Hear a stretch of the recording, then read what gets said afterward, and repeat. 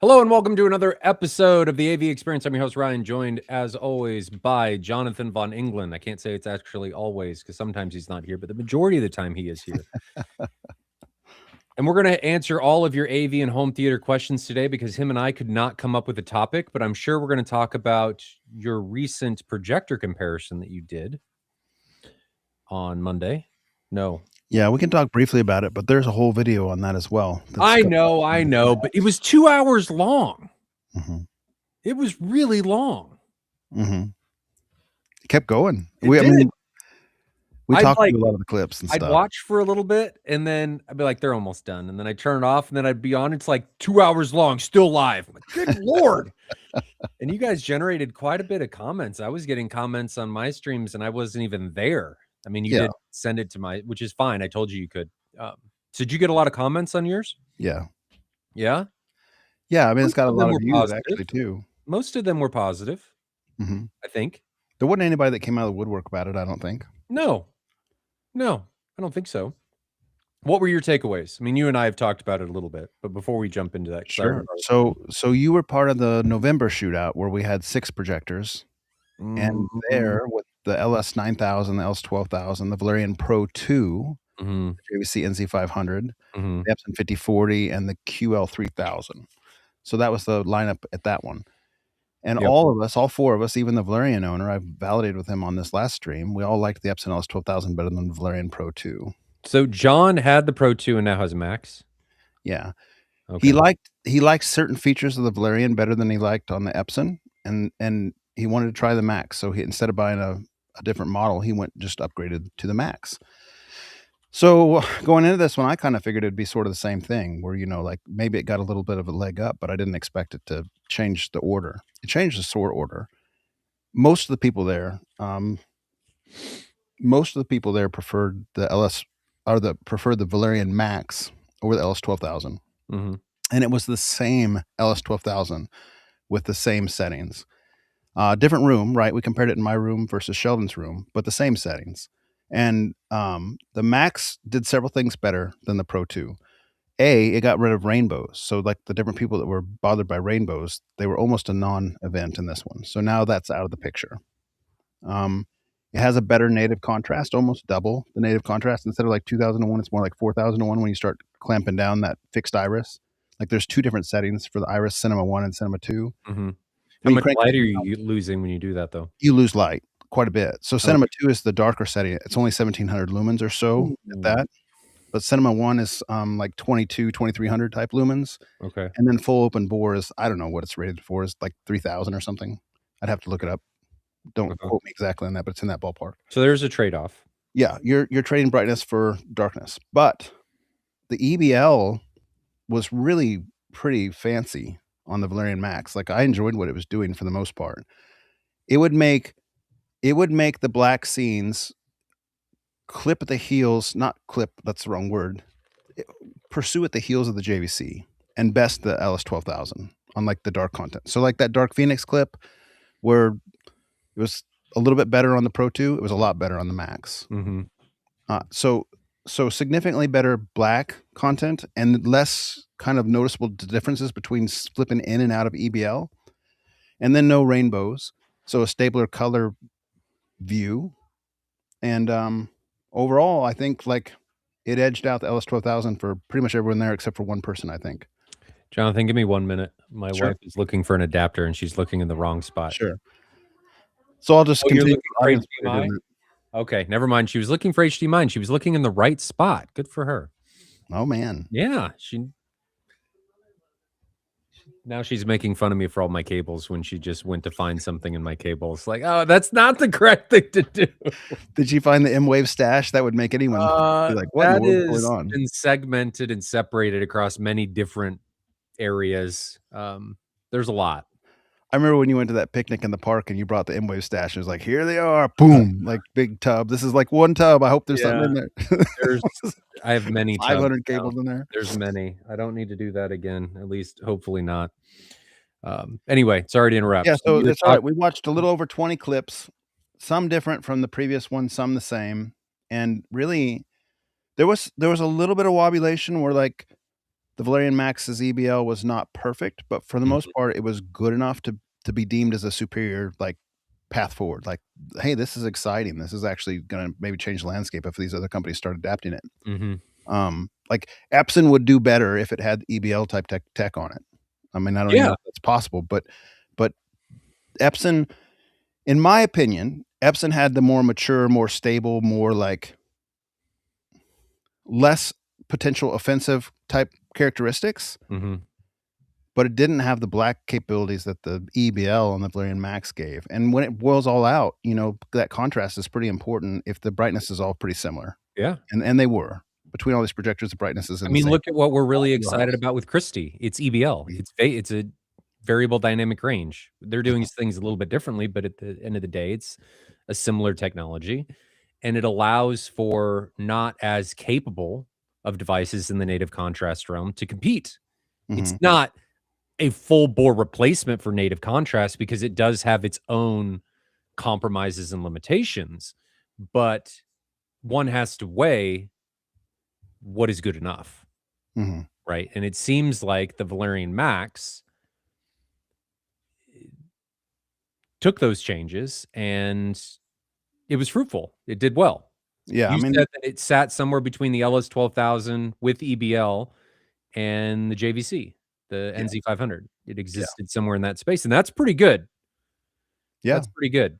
I mean, its MSRP is 4 grand, and the Mhm. JVC NZ500 is 6 or 7 grand, Hmm. and the LS 12,000 is 6 grand, so it's actually the cheapest of this roundup Mhm. as far as MSRP. Mhm.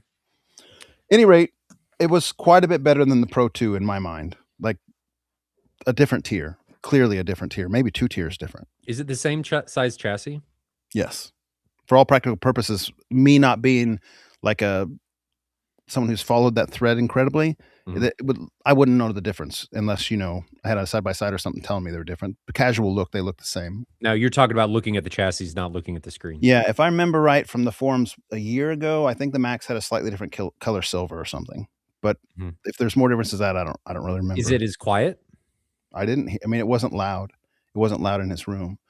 Of course, Sheldon doesn't have like his HVAC is right there, and when it's on, it's pretty noisy in there. But I did Mhm. not. I did not observe the Valerian Max being like a loud projector at any point. Now, John also has those like 120 millimeter Noctua fan on the side of it. He said it's preventative because some of the people on the forums had said that the red laser can get overheated if it's like in nonstop use at full brightness, and Hmm. that is like a preventative thing where if you just have a fan on the chassis, it's over the exhaust port, it pulls air through the exhaust port a little faster, and Noctua fans are real quiet. So it's just like not that there's a problem necessarily, it just prevents the red laser from being governed. Hmm. 'Kay. I think you were surprised.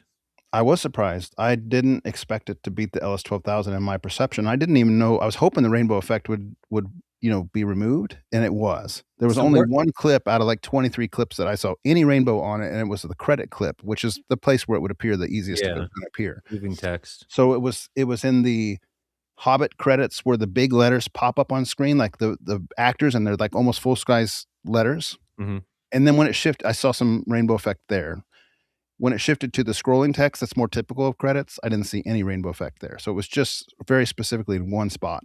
Where were they Several trading names. blows? Like, give me an example of where the LS 12,000 won and where Yeah. Valerian Max won. Where were So they? I think there's some nuances, and I don't know how much to expect those things get fixed or don't on the Valerian. Like I noticed Kevin was going on and on about clipping. I'm not hugely bothered by clipping, but I did see clipping sometimes. Like on the Faces video, the YouTube Faces video, Yep. I noticed some, like, things that looked a little bit like plastic lips where they're kinda bright and the detail gets taken out a little bit. Like on a nose or a ridge line, you could kinda see sometimes some clipping. Yeah, that could be intentional, though. No, Like, because the JVC and the LS 12,000 no, didn't no, do no, that. no, no. I mean, the Valerian being intentional. Like, their tone mapping may be doing that because people have a tendency, and I'm not saying this is 100% true. I'm not saying they're doing this. All I'm saying from my experience is that people have a tendency, especially ones that are not in the AV space, that are just using these displays as displays, right? They're buying it because, oh, I want a projector. They value brightness. Mhm. whether it's correct or not. I mean, look at torch mode in all of the big box stores Sure. and TVs and displays. They're doing that for a reason. People like blue. We've seen this all the time. People are like moths to a flame for whatever reason. Um, so I'm simply saying that maybe it's intentional. I'm always just trying to play devil's advocate of, hey, maybe they're doing this because they're trying to go after their customer. Maybe. So there's EBL high and EBL low, and John was kind of playing with settings as we'd point stuff out. And EBL low gets rid of some of that clipping, but then you lose a little bit of the black performance. So it's kind of a series of trade-offs as you'd Yeah, yeah. expect. Um, the Dark Phoenix scene that I mentioned earlier, if you're talking about kind of negatives on the Valerian, that scene, the lights clipped a little bit, the bush highlights clipped a little bit, but the black levels were so much better than the LS-2000. Do you remember how the LS-2000 on the clip is kind of like that's one of its worst clips, where it's just kind of hard to see the Which one alien is in the this? woods? Oh, yes. The Yes, Dark yeah. Phoenix one? Yeah, yeah. It's just kinda lost in the gray black floor. The the EBL on the Valerian Max, like, made that scene black, and you could see super clearly. I mean, it just didn't have that gray haze that, the LCD panels do. I mean, if people who are familiar with technology, even if you're not familiar with projectors, you know that LCD panels, like, we've been around them for 20 years at this point, LCD panels don't have a real true black, and the Epson uses an LCD panel. So there is no, like, OLED black or even just like a a a a fairly true black. It's more of a gray. And so that comes into play in very dark scenes where you just kinda, like, lose some detail to that black floor. Um, the Quiet Place clip, for instance. Mhm. Valerian did a little bit better, I think, than the Pro 2 there. Maybe you could see kind of the outline or shadows of bricks, maybe not as good as not as good as the JVC, but kinda more in the middle, whereas before the Epson LS-12000, Valerian Pro had kinda done the same on that clip. Um, the Scario clip that we thought the LS-12000 and versus the Pro, the LS-12000 did it better with the night scene where they were talking. Yep. Everybody thought the Valerian Max did better on that clip because it was just blacker, like notably blacker. Things that I thought might actually kinda trip it up, or I was wondering if it was gonna trip it up. We did the interstellar scene from Hans Zimmer, where they're, like, rotating spotlights going around, and it's, like, lighting up the room. I didn't know what to expect there. It's too gray on the Epson LS-12000, like, the scene's supposed to be just black except for that Mhm. spotlight, but it's gray. Valerian Max handled the black and the spotlight very well without any noticeable EBL artifacts. Now, when you watch it back on the video, you can kinda see where the black bars are kinda changing with EBL. So it's there, but it's such a effect that you don't really see it with your naked eyes. You know what I mean? Like, sometimes you can observe things on video that you don't really see with your naked eyes, Yeah. and that was the case on some of those things with the EBL. Now, where the Epson did better, in my opinion, is, and this might be something that can be calibrated or fixed. I don't really know. There's discussion on it in the thread right now. Where the light was low, the colors got muted. So on those very kind of dim, dark scenes, color was lacking, I if think you will. that's a byproduct of EBL. So how that manifested itself, like in the Lord of the Rings clip with the Rings of Power, um, the colors were just kind of muted. The reds aren't as red. Mhm. On the Las Vegas demo clip, where it's really black contents and OLED demo, in the darkest types of scenes, there wasn't there wa just the colors were muted, which in reality doesn't even really bother me that much. Like, so we watched all 3 of these projectors solo through the clips once, so they had the full screen 158-inch, CinemaScope. We watched each one individually, and then we lined them up side by side, and it was NZ500 versus Valerian Max, and then Valerian Max versus LS-12000. So I say that, like, those don't really bother you that much because we watched it separately through all these clips, and Yeah. by itself, it's not a problem, which is why I think it's sometimes nice to watch things by themselves, because if you watch them side by side, you can be nitpicky on things you wouldn't necessarily be nitpicky on if it's solo, and that's an example. Like, in real life, to our vision at night, colors are muted. I mean, that's how our eyes work too.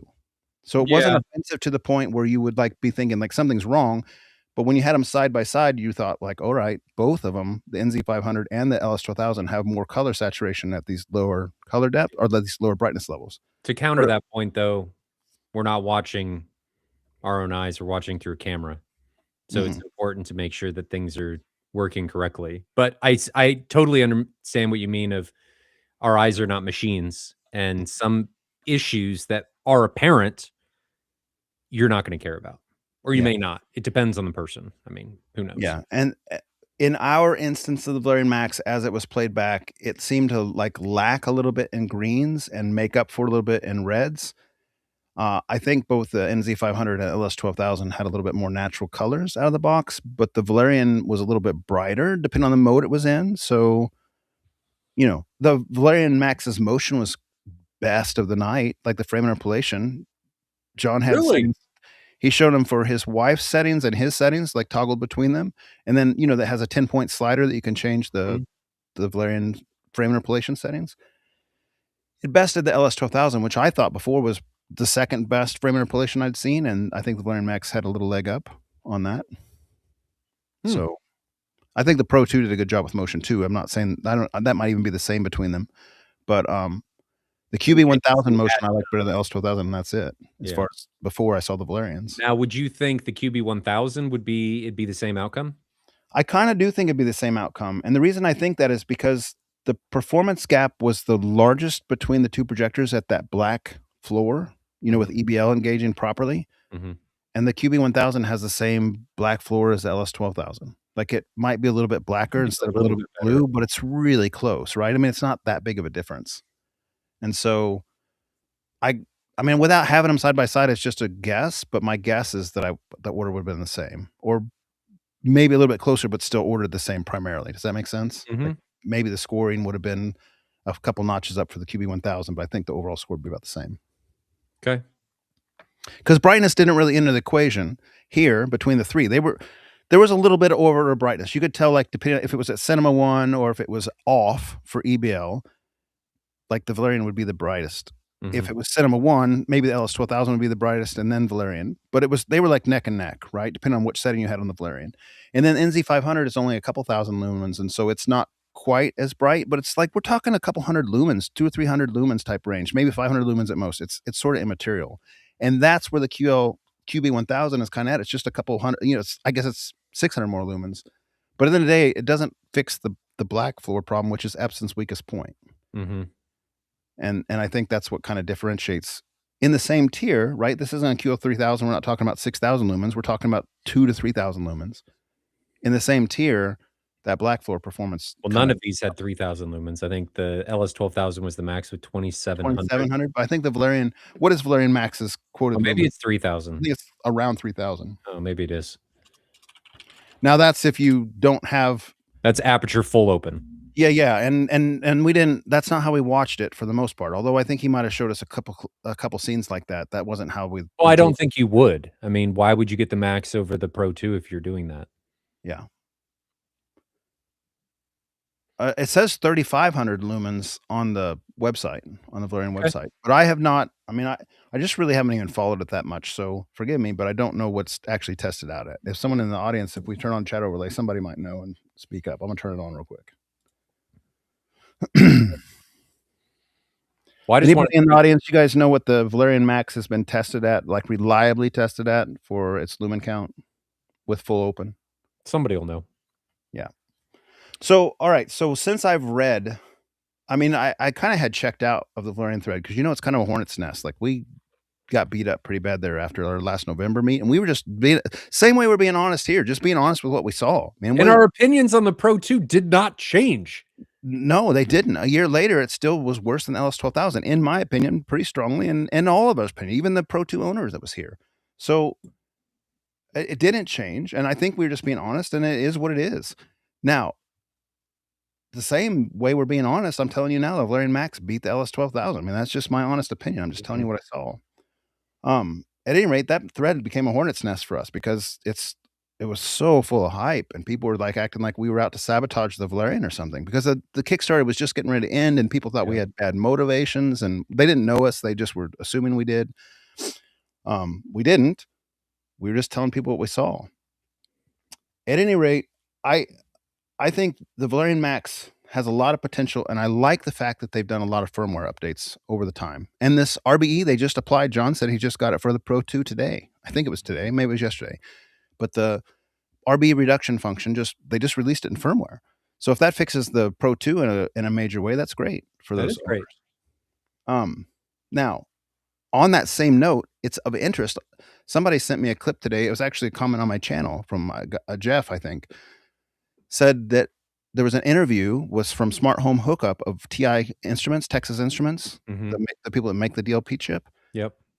And he asked specifically about the RB reduction that Valerian had implemented, and Texas Instruments said this was a new version of rainbow reduction that they had not thought of, that Valerian came up with on their own accord, and that the Texas Instrument engineers were very impressed. Hmm. Now that's pretty cool. That is I cool. mean, props to Valerian for that, really, because how Yeah. many DLP inventors or DLP users have been out there for the last 10 or 12 years, and they came up with something new on an already released product that had been out a year.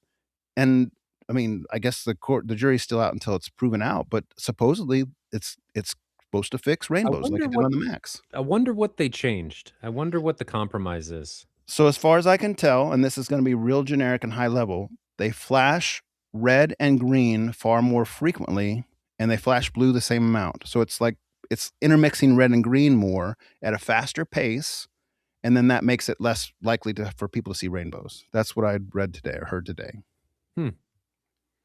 Okay. And there's supposed to be, I mean, surely you see something like that and you think, well, what's the negative on that? Apparently, there's not really a negative. Wonder if you just have to have a faster refresh rate panel to be I'm able to not sure how that works with I don't DLP, so know. I can't go there as far I as don't telling know. you. Wonder how that's working. I didn't Great. That's not great, though. follow I'm DLP that much. happy for that. I mean, if that technology can somehow make it into more DLPs, and then we could get EBL into more projectors, competition is great.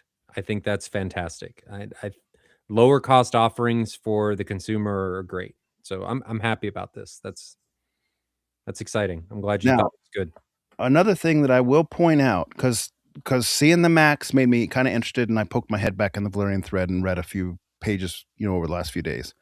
It's still kind of a mess in there. Like, if you've read that thread, you know it's a mess. There's I a haven't lot of read the bickering whole back and forth. There's a lot of infighting. People like saying there's clipping, other people saying there's not. It's just like it's a contested thread, like uncomfortably contested thread in there.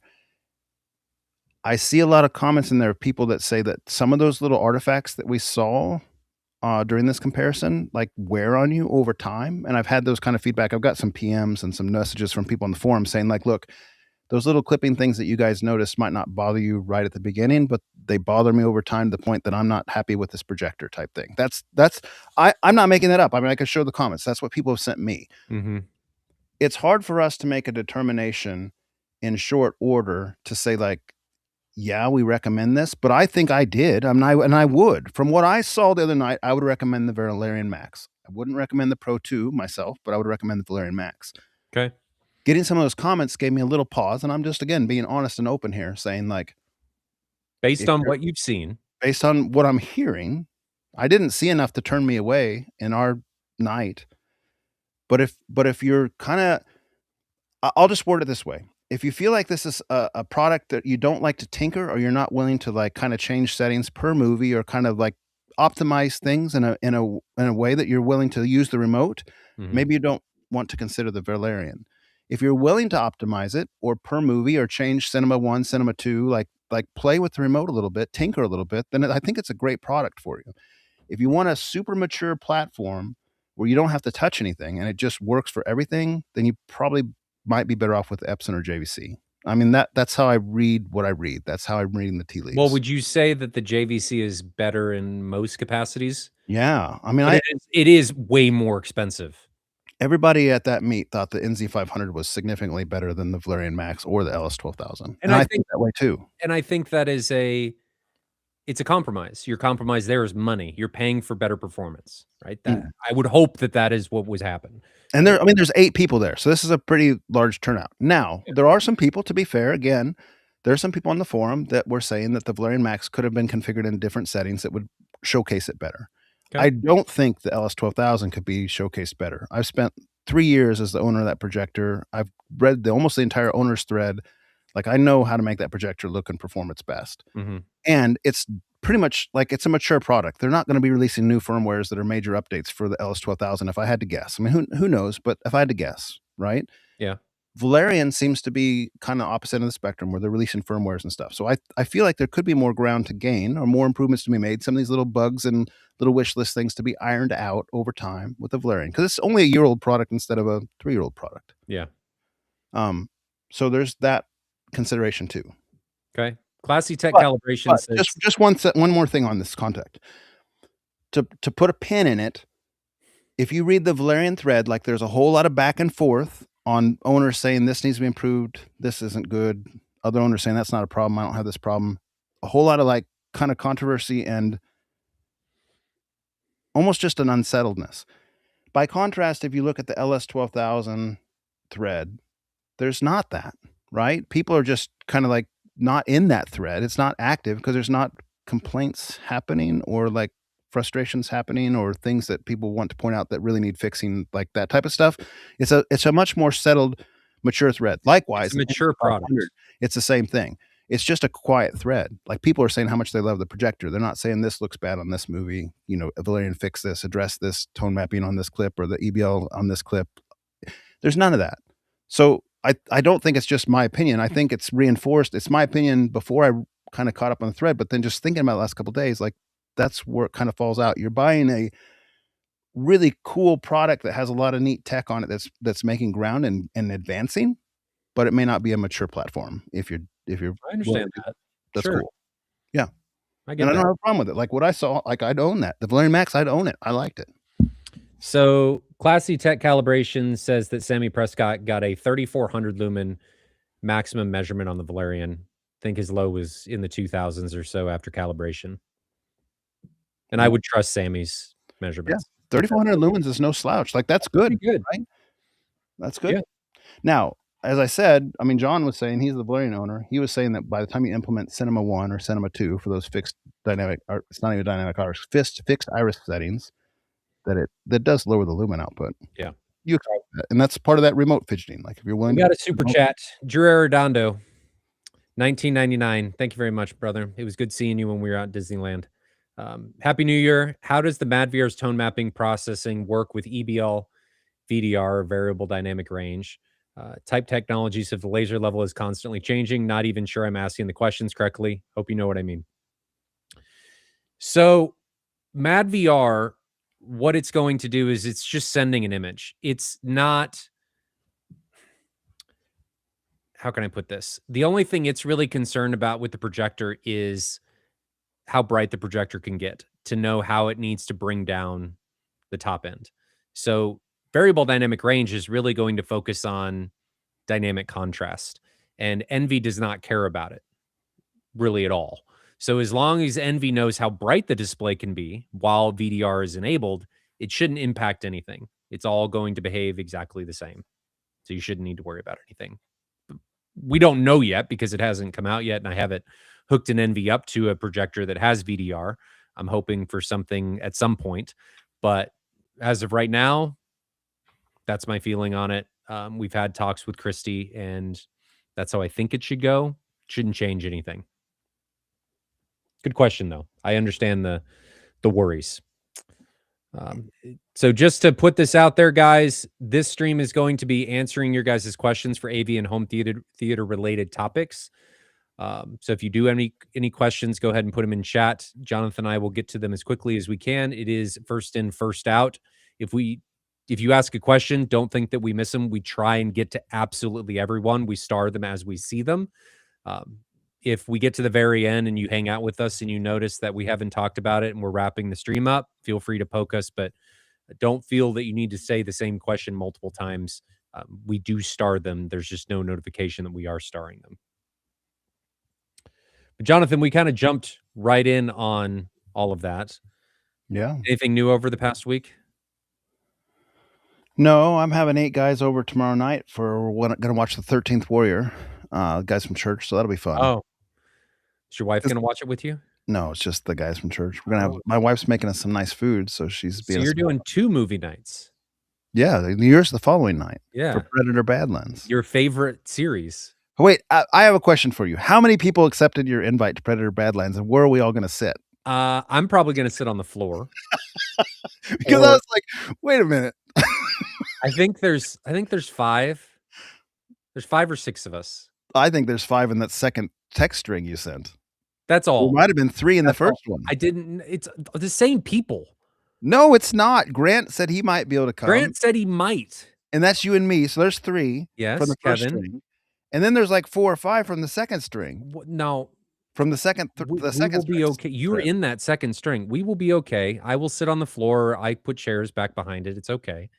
There's not really a bad seat in there. You just may not be sitting on the couch, unfortunately. Do I need to go It's buy fine. It beanbags? just made me laugh. I was like, "Wait a minute, did we gonna get lawn chairs in there, or what's The happening here?" theater all of a sudden got very big. It did not. For anybody that doesn't know, my theater is not very big. The actual usable space when you're actually in my theater, not the overall space, but the space that you see is 14 by 14, and there's gonna be 6 guys in there, so hopefully somebody doesn't have gas. We'll find out. And somehow the Kansas City boys are all big. I mean, we're all big boys. A lot of us are over 6 foot, We're not 200, small. 300 pounds. We're not small. I mean, I'll sit in my corner. I'll go sit in my corner by myself. You gonna bring Fine. those captain chairs that not sure they stand upright like we No, I have some bar chairs that are more stable. The captain chairs, every time I sit in them, I'm like, "Is this gonna hold me? Yeah, a little Am I questionable. worried? Is this Sit an and don't move. insurance claim just waiting to happen?" Maybe that was Anthony Grimani's plan. He didn't Oh, man. like me and he wanted to take me out. He's like, "These guys in Kansas City, let's just leave them the chairs. We won't have to deal with them anymore. See you later." They do work well for when people come over. I mean, We gotta tell the Epson Ellis 12,000 story. It's pretty funny. oh, I'll let you tell that one. That was your fault. So, I don't even It was remember both how of our this faults. happened, but we were doing a comparison between a couple projectors, and we put Mm, one of the projectors in that I captain's think it chair, was the QL. and we No, thought it was the QB. It was the QB.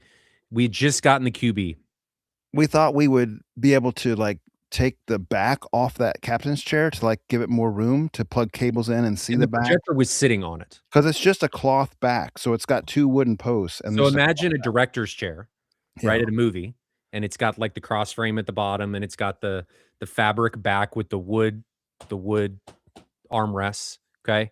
You got an LS 12,000 sitting on it. I've already adjusted in from the movie. Already ready to go. It's Ready sitting to at the go. back of my theater in front of the 64, and I'm like, Jonathan let's just take this off. We don't need this. It's in the way." I pull that fabric sleeve off those 2 posts, and the thing goes with the projector on it. Oh I was god, terrified. our butts went whoop as that thing fell. It didn't fall Oh, very far. man. We caught it, but oh my god, that was neither of us thought that that was going to happen. No, it wasn't on my radar at That all. there is a reason why women would live longer because we did not think that through. That it was all there in front of our face. Like there's nothing else there that's going to keep this chair from falling and collapsing on itself except this back that's keeping tension and stopping things from pulling apart. And we Wow. pulled that off, and an LS 12,000 almost hit concrete floor. Yeah, luckily it did not. We It caught did it, but not, it was and it like was okay. But man, so every time those chairs come out, it's we gonna use these? No. No, we are not. that's real funny. So we're doing that on Saturday. We're watching Predator Badlands, so that'll be fun. Hey, the 13th Warrior is what we're watching, like I mentioned. I looked up Blu-rays because I only have it on DVD, Mhm, physical disc, mhm. $280 for Oh my Blu-ray. gosh! I guess it's out of print, and they are proud of them at That's this like the point. diamond version of Gravity. That's the only Gravity. other movie I know that did that. I think there's some anime stuff that does it, but I don't Woo! yeah, where they're fetching big prices. New or used? Uh, Amazon new, I guess. So, I mean, not Amazon first party, but whatever, the different stores that sell through there. Hey, this is part of the charm, okay? It's part of the Actually charm. actually, white plastic Walmart You chairs should do would be an upgrade over those director's chairs. actually, what I should do is get, like, multicolored ones that you put out next to, like, a baby pool, the really thin plastic ones that you're worried are gonna bend, the legs are just gonna bend out from underneath you. Should do that, or colored bean bags. My daughter has a like full human-sized stuffed unicorn. Maybe we could put Kevin on that. Ugh. I'll sit on that. That's what we'll do. I can just imagine a Barbie princess beanbag that we have to sit on tomorrow night. No, it's So not tomorrow night. You're doing 13th Warrior. You have more seating than me. Yeah. We'll figure. We can fit. We fit a lot of people on that couch. All right, I'm just saying the numbers count because it seemed like there was more than that, but We'll maybe not. figure it out. It'll be okay. So, not everybody's big. A Pretty lot of much, us are. pretty much all the Casey guys have got some grass-fed Yeah. beef That's something we hear all the we time when share. people come into Kansas City. It's like, you guys are all really big. Like, Yeah, or when we go somewhere else on a trip, like, what do you got? How are you guys all over 6 feet tall? What is this? oh man. Okay. So people are asking questions. So we are going to answer them in the way they are coming in the order they are coming in. That was a really bad way of saying that. And again, guys, if you have questions, just put them in chat. I will get to them. Do you want to ask them or do you want me to ask them? You always complain about not sticking with chat. Let me read chat and you ask them so I can Okay. get ahead of you a little bit. Okay. So you star. Okay. So Becca1 says, what is the best way to attach black velvet to the ceiling and walls? Mm. You can use a 3M adhesive spray, like, How did Sheldon do it? he pinned it, tacked it up there, like Yeah. push pins. Yeah. You don't have velvet. I have velvet curtains up in the Okay. front. And then And they're I funky. have how I did it is I made wood panels and stretched it over it. I think the wood panels are probably going to be the way that's going to look the best. It stays the tightest. Yeah, I Um, agree. then you use a pneumatic stapler. Do not use a hand stapler or your hand is going to hurt a lot. Use a pneumatic stapler and then just build. I used, I think like 1x3 or 1x2 common board and then put a brace across the middle and just stretched it across the frames and then stapled it across the back and it worked great. And we put them on the ceiling. So that worked fine. There is some velvet that if you can find it, that is adhesive. It has a pull off adhesive layer on the back. I have some of that. I haven't used it, Oh, but I do have some. they call that ProStar or something, don't they? Couldn't tell you. Yeah, 3M makes an adhesive spray, and so does Loctite, and a lot of different companies make an adhesive spray. I think that Mhm. would work really good if you didn't ever plan to remove it or need to remove it. Yes. Because if you need to remove it, it's probably taking drywall with it. NR Crash One, Ryan, do you use Home Assistant for your automation? I have a combination of Apple HomeKit and Home Assistant and Home Theater Web Remote is what I use for all of my automation. Um, there's pieces of all of that, not Siri, of Home Assistant and HT Web Remote in the theater that's controlling it. So the remote itself is on an iPad and it's doing HD Web Remote. And then I have to do some back end stuff with Home Assistant to bring things in like the Kaleidoscape automations and lighting and things of that nature. But yes, I do use it. I'm not a pro at all with it, but it works. Ezra Branderhurst. I have Focal Aria 948 speakers. Are they deemed good? I've noticed some muddling with dialogue. Room is treated with GIK and Anthony G specs. How do I know if it's speaker issue or room treatments? I'm looking up those speakers. They're floor standers, they're towers, they have 8-inch drivers based on the picture. I'm clicking into it to get some specs. Are they really eights? Yeah, it confirms it as I click in here. And then specs. 1-inch inverted dome tweeter, aluminum magnesium TNF inverted dome tweeter. That's gonna be your weak point. Mm-hmm. How loud do you listen, Ezra? It's got two 8.25s, one 6.5 mid range, and one tweeter. Sensitivity is 92.5, so it's decent sensitivity as long as that's true. Let's see if there is a Focal Aria 948 Spinorama. But is he using that for the center channel, right? Because we really should be looking at the center channel if he's talking about the dialogue being muddling. I don't know. See if he's chatting back. Gentlemen, what are you doing for your center channel? Is it that same speaker? Are you using 3 of them behind a screen or something? Or he could be doing a Phantom.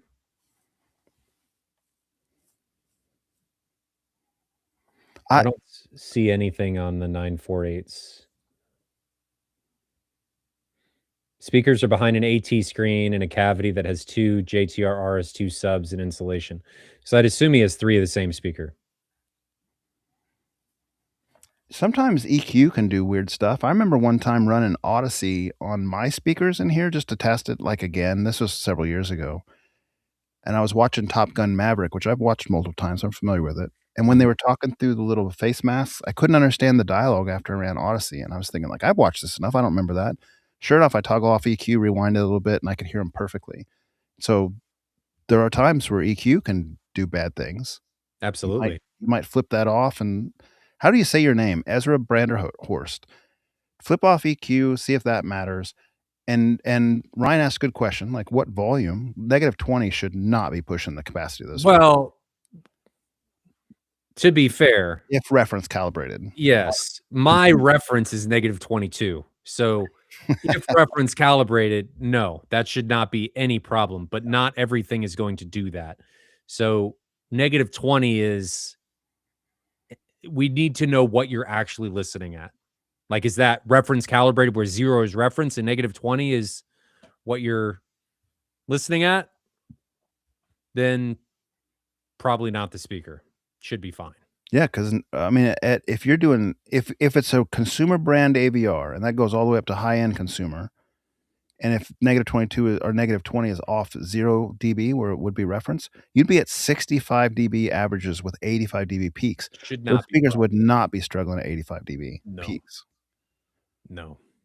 No, it'd be 80 dB peaks. 20 No, 20 it'd be dB. 85. It'd be 85. You're right. You're right. More info.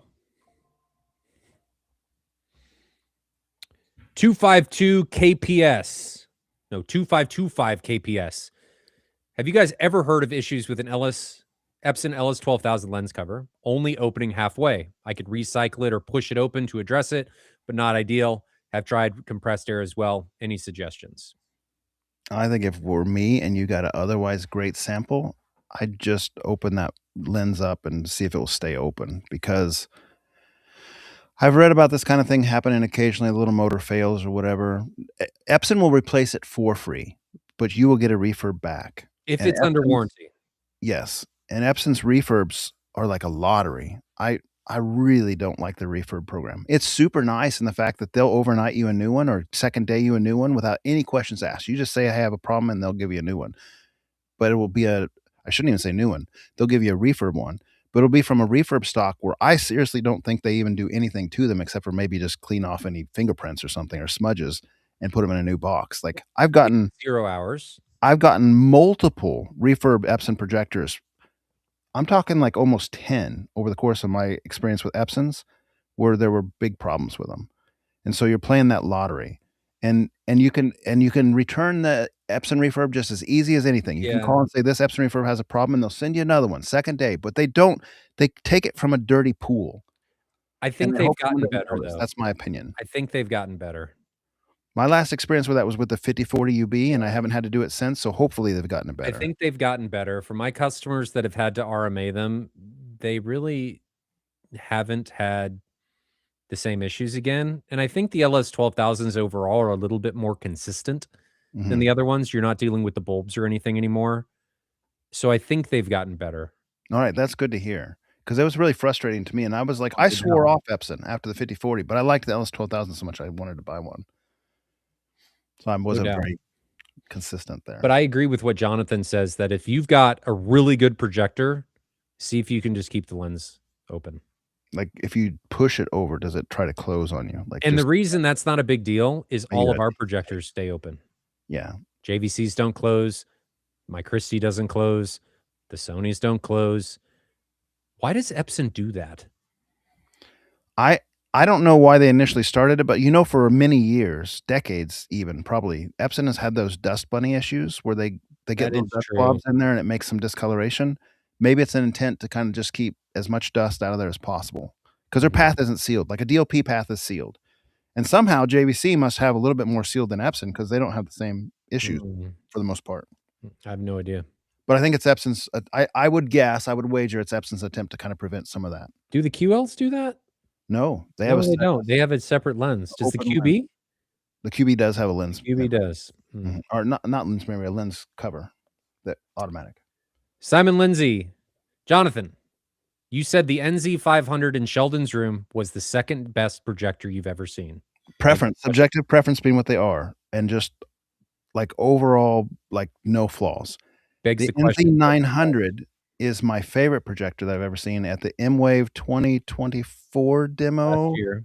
with 8K source material made custom for JVC by Jacob and Katie Swartz, the YouTube channel that makes, like, high quality video. So 8K source, JVC 900, Stewart 130 screen, is that right? 160 Studio Tech inches? 130. Yep. It was a jaw-dropping image. Like, I was like, "Holy So smokes." I did actually talk to them today. JVC is coming, and that system will be there. Yeah. I mean, I think most people probably haven't even seen 8K material. So when you get a projector like that with really good source material, like a high-end projector like Yeah. that on a in a ambient light controlled room, it was really a good showing. Yeah. Mega VH5150. Have you guys seen Onkyo announce upcoming receivers processors? RZ91 will have 15 channels. Good for the space to have more options, high channel counts at historically very reasonable prices. That's great. I think that's fantastic. I like Onkyo. I've had Onkyo receivers on and off through the years. My upstairs receiver's an Onkyo. Sheldon did move away from his Onkyo. He did. He had an RZ50, and then Yeah. he went to a Denon. Is he happier with the Denon? He's happier with the Denon. What didn't he like about the Onkyo? The Onkyo had a little nanny mode that engaged on the rear channels and didn't put out as much output, I think. And then the Denon has Oh, yeah, I remember that. it's like only, like, puts out, like, 20 watts or something on the rear Yeah. channels, I think the RZ50 did. Mm. And I think he wanted a higher quality DRAC, like, he has the full DRAC package now, Sheldon does, and the RZ50 didn't, I think, if I remember right, didn't have an upgrade path, it was just, like, what it came with, the basic DRAC. Oh, he has art and stuff now? I think so. Oh. He has a full deal. Yeah, Onkyo doesn't have that currently. But it's great to have more AVRs, more manufacturers with more options, competition. The new Onkyo look is real nice. Have you seen that yet? The new receiver look? Mm-mm. Tim just sent me the picture of it today. Will it show up on that? I don't know. Let me see. Go ahead. You can read the next one. I'll find it and put it up there. Okay. Recently saw a review of the Valerian. Didn't realize it was DLP. I see the rainbow effect easily and a lot. Makes me nauseated. Surprised the Max removed it. I would have to see it.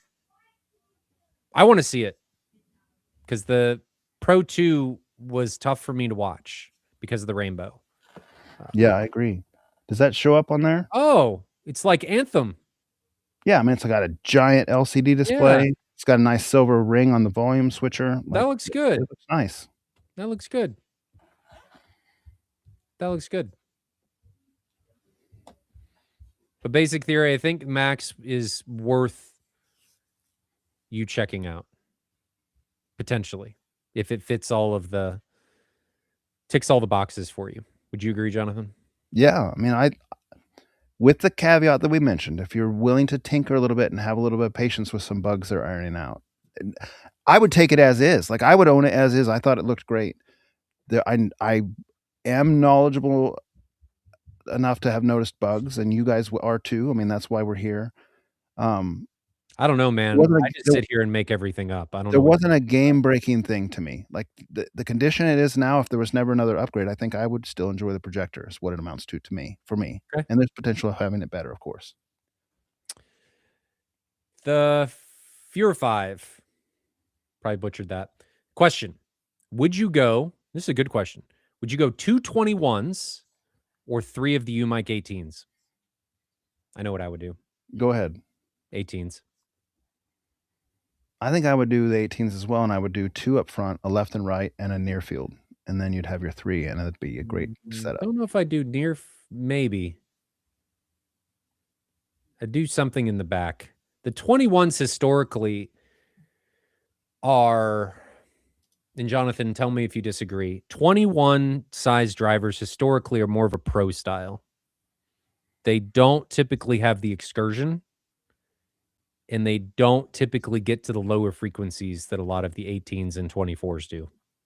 I think that's oftentimes true, but not universally true. There is the one that Chirpy has. I can't think of the name of it right now. It's like a fat excursion. I don't know what he has. I don't remember either. I'd have to go look it up. If we hadn't asked the question, I'd probably remember it, but I don't. It has the big rubber surrounds and the high excursion style driver, and it's similar to UM18 as far as performance, but it's in a 21-inch box. Okay. They're well received on the forums. Okay. But I would yeah, probably generally take speaking, 21s are typically more of a pro style, traditionally. That doesn't mean they're bad. It's just use the driver within its capabilities. Use it as a tool to meet a means. That's what you got to figure out. The Kraken, Ryan, correct. There you go. Thanks, Ryan. See, chat's always here to correct us. Johnny C, Home Theater. Hey, guys. Love the show. Thank you very much. Have Martin Logan XTI 60, 50, and 35s for bed layer. So the 60 is their towers. This is the previous generation from the F200 and F100, Jonathan. And then the 50 is the center channel. Remember all the centers I had on my ceiling? Yeah. And then the 35s were the bookshelves that were on my ceiling. Moved and need new Atmos speakers. Would you go 4 ceiling mounted MP10s, 35 XTIs, or XT C8 home theaters? This one's all you, man. New setup. MP10 has mounting holes. Oh, oh boy. Well, they don't make the 35 XTIs anymore. It's the B100 now. I think it would depend on how much you care about aesthetics. If you want speakers that are going to keep up with everything else, not the MP10. MP10 is a great versatile speaker. It's definitely cheaper, but if you want something that's going to keep up, not the MP10. 35 XTI or the HTC8 HT would be my go-to. You need some ceiling height to make the 35 or the B100s fit on the ceiling, because they're going to hang down and they hurt when you run into them. Ask Jonathan and I how we know. Yeah. We've hit our heads plenty of times hard. They hurt. Man, hold on. Do you have a permanent mark from it, Ryan? Maybe. I don't know. No, but I've got this. Ugh. So this is actually a 35 XTI. Right? And you can see mirror finish for part of it, and then it's all drilled into where I had the mount. I thought that was reflections in the room or something. I didn't realize that was drill marks. Those are definitely drill holes. Oh, yeah. How's the resale value on that one? So this is the only one I have. This is the only one I have left. Put a doily on top of it, it'll be all right. It still works. I have the XT50 as well. The XTI 50 is sitting up there. I'm just going to hold this like it's my baby now. I drilled into these things so many times because they got moved around, but the cabinet is thick enough that and they were sturdy. I mean, nothing fell, nothing moved ever. Yeah. You run into them and it was like hitting a wall. didn't move. But the problem is, I mean, there's nothing to mount on the back. I mean, there are no mounting holes. So you have to drill into the cabinet if you're going to do it. But they worked well. I mean, would you agree? Yeah, I mean, they worked fine as far as overhead, sure. Yeah, they worked well. They worked fine. I just my 70 drilling in the piano gloss finish like hurts me a little bit. Did you, when you were drilling, were you like la la la la? Were you like, oh? I mean, after the first one, I was like, this is fun. La la la la. The first one hurt a lot, but then the worst one was when I was doing the C100s, the center channels that weren't even publicly released yet. And then I broke one. Yeah, that hurt. What happened? I don't remember. That's my hesitation. Like, would you put those on the ceiling? I ran into it, and then I ripped the driver out or something. The tweeter somehow. I just ripped it out of the speaker. I don't know how it happened. And I remember sending that picture to Martin Logan and just getting from What my did how regional rep, just getting the straight face look back because they weren't even publicly released, and I was already asking for a tweeter because I ripped it out of the driver or from the cabinet, but they worked well. So your question, Johnny, honestly, I'd probably do the XTC8s unless you have really high ceilings. If you got really high ceilings, B100s, they're a lot more flexible. You're going to be able to aim them wherever you want, angle, whatever. The XTC8s, you're kind of stuck at that angle. You can turn them, but you're stuck at that angle. So either would be fine. If you need pricing or anything, shoot me a message, ryan@ascendav.net, and we can get you taken care of. I don't have any in stock, but aside from this one, do you want this one? I only have one left. MW asks, Ryan, does Adam Peltz do a 5 to 7 mic simultaneous measurement or multiple singles? He does simultaneous using Smart. 'Tis the way. Or now REW, because you can do multi-measurement now in REW. Did you know that, Jonathan? I was reading comments. What? REW? Oh, I What? didn't want to talk to you anyway. No, what was it? REW can now do multi-mic simultaneously. I did hear that. Yeah, I haven't it's pretty seen anyone cool. use it yet, but that's cool. Yeah, I have it. It's awesome. It's great. Don't need Smart anymore. What advantage You can are do you you can do room averaging, like do multiple seats at the same time and look at and do RTAs and look at, oh, my frequency response is great in this seat, and then it's doing this in this seat, and then make a determination and quick check instead of having to move mics around. Just makes things a lot faster. A lot faster and a lot more so you flexible. just buy, like, 3 or 6 Mhm. U mics? And then run it like I've got a Roland's 8-channel audio interface, and all the mics plug into that, and you just run them simultaneously, and you have them all color coded so that you can read them all, and just plug in one USB port to your computer and picks them all up. Interesting. Yeah. Yeah. Yeah, I mean, that's clever. It is the way. Basic theory: would MadVR tone mapping help the Epson's black level or black floor to pull it closer to the JVC or Valerian with EBL? I assume it would. It would not. No. Unfortunately. Nope. You cannot fix hardware limitations with software. If only it worked that way. There is a flip side to that where it can I make need to put this detail more easy to see despite the limitations of the Epson. So it won't make the black blacker, but it can make the details easier to see, effectively bringing the details out of the gray. It can stop crushing. Yeah. Mhm. You got things like you know these terms better than I do, but you've got lots of little slider bars that you can play with MadVR to kinda get the image how you like it. Yeah. Highlight You have a recovery. lot of granular control over how you want the image to look. So the beauty of Envy and MadVR is it is a toolbox. You use the tools within it to create an image that is indicative of you and how you want to view the image. So Envy is only going to be as good as your display and what the physical limitations of said display are.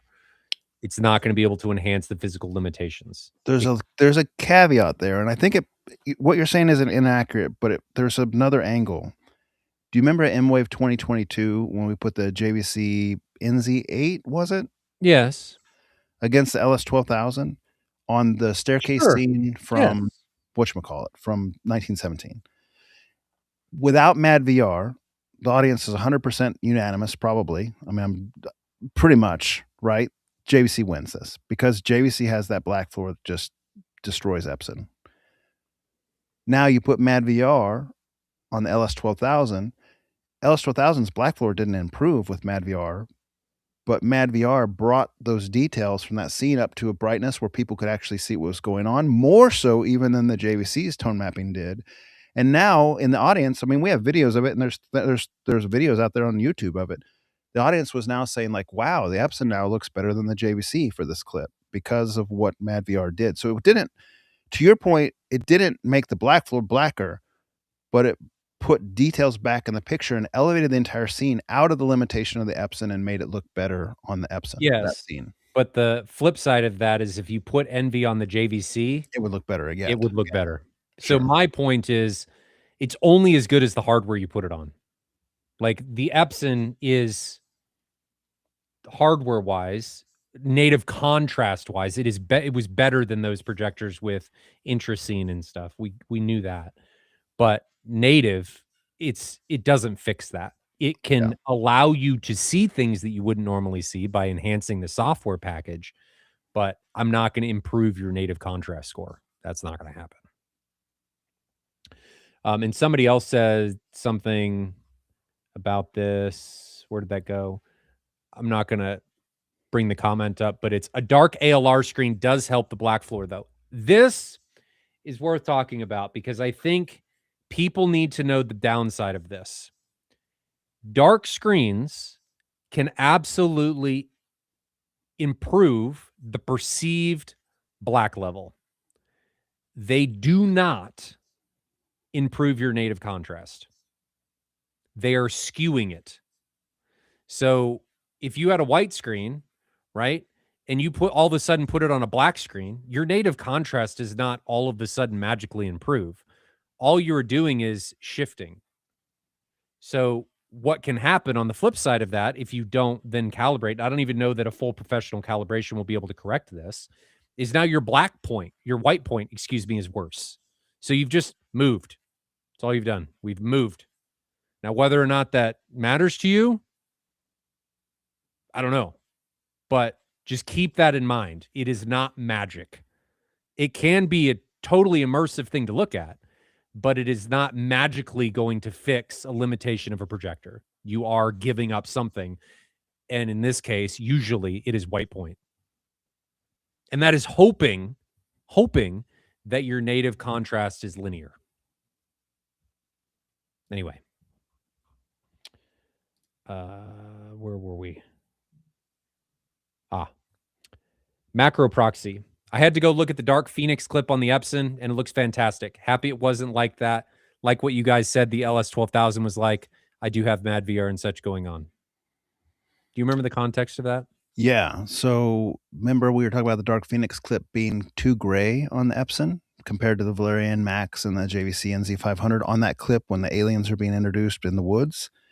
He has a QL 3000. So I'll have to say this, man. I have a QL 3000 as well. I'm happy you were happy. If you saw those side by side, or even just separately, the NZ500 is like not OLED black, but darn close. Like it with the fully velvet room, it looks really close. And the Epson is not anywhere near that. So like in isolation, like we talked about, it's good to watch projectors in isolation and side by side so you understand their strengths and weakness and how much it even really matters. In isolation, I'm glad you think the QL3000 on that clip is great, and you're happy with it. Fantastic. But if you saw it side by side with the Valerian or the JVC NZ500 on that clip, you would not think it was as swell as you are right now. And maybe just don't do it. Because if you're happy with it the way it is, just don't break that contentness. The QL3000 and the LS12000 are in the realm of like what a premium retail cinema would do, like your local movie theater as far as black levels, which is to say it's not true black, it's kind of a gray, and that is what it is. You pay for the brightness with a little bit less black floor. The JVC NZ500 and on up are really only limited by the qualities of your room, and it will just keep getting blacker and blacker the more you make your room black. And so there's a distinct difference there. And that, I mean, that's just what it is. Mm-hmm. Oh, I'm sorry. He has a QL 7000, not 3000. Plebeian, Jonathan. Yeah, I mean, if you love it, then there's nothing wrong with that. Like the QL 7000 is better than any premium cinema projector I've ever seen at like a AMC Prime or Dolby Cinema or anything like that. Like the QL 7000 represents a fantastic pro cinema, premium cinema type experience. But it doesn't. But its weakness is it doesn't have the black floor. It just doesn't. Basic Theory says, as an owner of the QB1000 and using Jonathan's settings, I am blown away and don't have any remorse or urge to explore other projectors. It will take a few generations or a major tech feature to interest me. That's really cool. I think you might have messaged me on AVS forum and asked if those LS12000 settings that I had, the archaic settings, would apply to QB 1000, and I said yes, I think so. Although I didn't have a whole lot of time with it. We used my settings for that QB 1000 versus LS12000 comparison we did a while back, or mostly, Where we dropped it. and they looked very, very, very similar between the two. So I had full expectation it would work, and I think that's great. That is great. It's always great to be happy with what you got. And I'm not saying that in like any kind of belittling way. The QB 1000 is a fantastic projector. I would Yes. gladly own it myself. Like I'm not saying like good for you, God bless him. That's a good projector. You made a good choice. MW, do we get new JVCs end of this year? I have no idea. Do you know anything, Jonathan? No, but they're usually lately on a 3-year cycle. So these other ones came out in 2024, so we're looking at 2027 probably. And that's if the tariffs didn't slow it down. Because Mike Garrett specifically said the JVC rep told him that they were waiting to see how these tariffs played out before they'd even release another model. So I don't know how long that is up in the air. So back to your comment about the commercial cinema, Stitch actually says better than Dolby Theater. Nah, I strongly disagree. Brighter maybe, but not better. I agree. I disagree. You agree with Stitch? You're not going to be better fine if you do than a Dolby Vision theater. It's an Eclipse. The problem is the Dolby Vision theaters have like darn exit lights and stuff that kill the contrast and row lighting that they don't turn off, and it's a worse experience than the QL7000. That is true. I mean, true. The projector might be better, but the room's not. That's fair. Von Williams says, I'll take a beanbag as long as I'm close to Jonathan so I can stare at him throughout the whole movie and point out prey connections. I might steal your pillow, man. Hey, Jonathan does like stealing pillows. And then he figures out why I'm laying in certain positions. He's like, oh, this makes sense now. After he makes fun of me for doing certain things, like, oh, I see it. I get it. Turd. God. The backstory on that. Did that twice. An Iowa crawl. Iowa crawl. And he was laying on the ground and had a nice big pillow down. It looked kind of comfortable after we'd been there for a while, and I was ready to like lay down. So I laid down next to him and I grabbed what I thought was just the corner of his pillow. And then someone took a picture, like, look at these boys down there. And I had all the pillow, and Ryan had none of the pillow. And I didn't mean to, but then I got teased on that for taking the entire bed and then complaining that she doesn't have any blanket or pillow or cold, and then I have to move. Does Megan do that to you? Yeah. Like and lays next to you or comes and sits next to you and it's like, can you move so that I'm comfortable? Like, I was sitting here before. Yeah. Do your dogs get on your bed, or you guys have that? Oh yeah. Off limits? No, they get on the bed. Velma gets on the bed and she takes up 2/3 of the bed, and Megan and I share the other third. That's how that works every night for the last 2 or 3 years. Our white Siberian, she's about 50 pounds. She doesn't take up much room. If everybody's asleep, she'll curl up in a ball like in the middle at the end of the bed. But before we go to sleep, she is on top of you. Like not just next to you, she's here looking at you. Just Velma is a long dog, and she gets even longer when she's on her bed. It feels like she tries to stretch out as much as possible. I'm sure our dogs get really small and curl up in circles. But. Well, that makes sense with a husky. They're probably used to sleeping that way. Yeah. Nick Adafon, Nick is what we're going to go with. Thinking about going down the rabbit hole of DIY speakers. Do you know anywhere other than forums that compare drivers? Forums seem very hit or miss. That website's not around anymore, is it? There's several of them that have come and go. I mean, are you saying ABS forums do-it-yourself thing is very hit or miss? Like that's a really strong group there. I don't know. Where are you going, Nick? Like what forums are you? Facebook hit or miss? Absolutely. There's all kinds of people in there that claim. Are we considering Facebook a forum now? I don't know. I'm just saying like that kind of environment I could see like that'd be horrible. You don't get your information there. But if you go to like ABS forum, the do-it-yourself thread is like really knowledgeable people in there that are sharing their information. Really knowledgeable people. I feel like a lot of times on AVS, if somebody speaks something that isn't necessarily true, it usually gets shot down. Yeah. Yeah, the guys that do know, they police those things over there. We did that. Wolfgang, hi guys, forgive me if this was asked.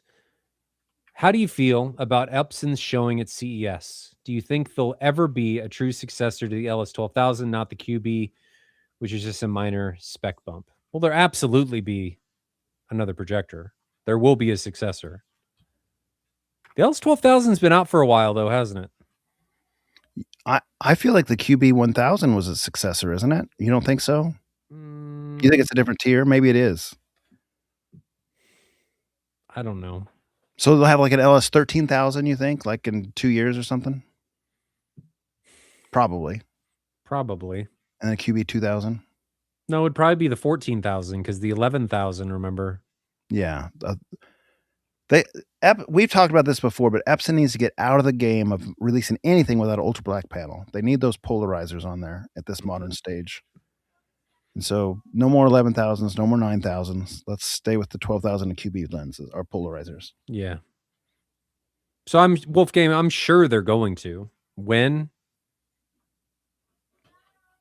No idea. Be cool if they had EBL though. Juanerfi, 3708. Hi guys, how do you calibrate reference at -20? You think he's talking about me being at reference at -22? Yeah, he doesn't understand that, and that's fine. Explain it. So Storm and Trinov, when you calibrate, I'm lazy and I haven't reset my 0 reference point because I don't need to.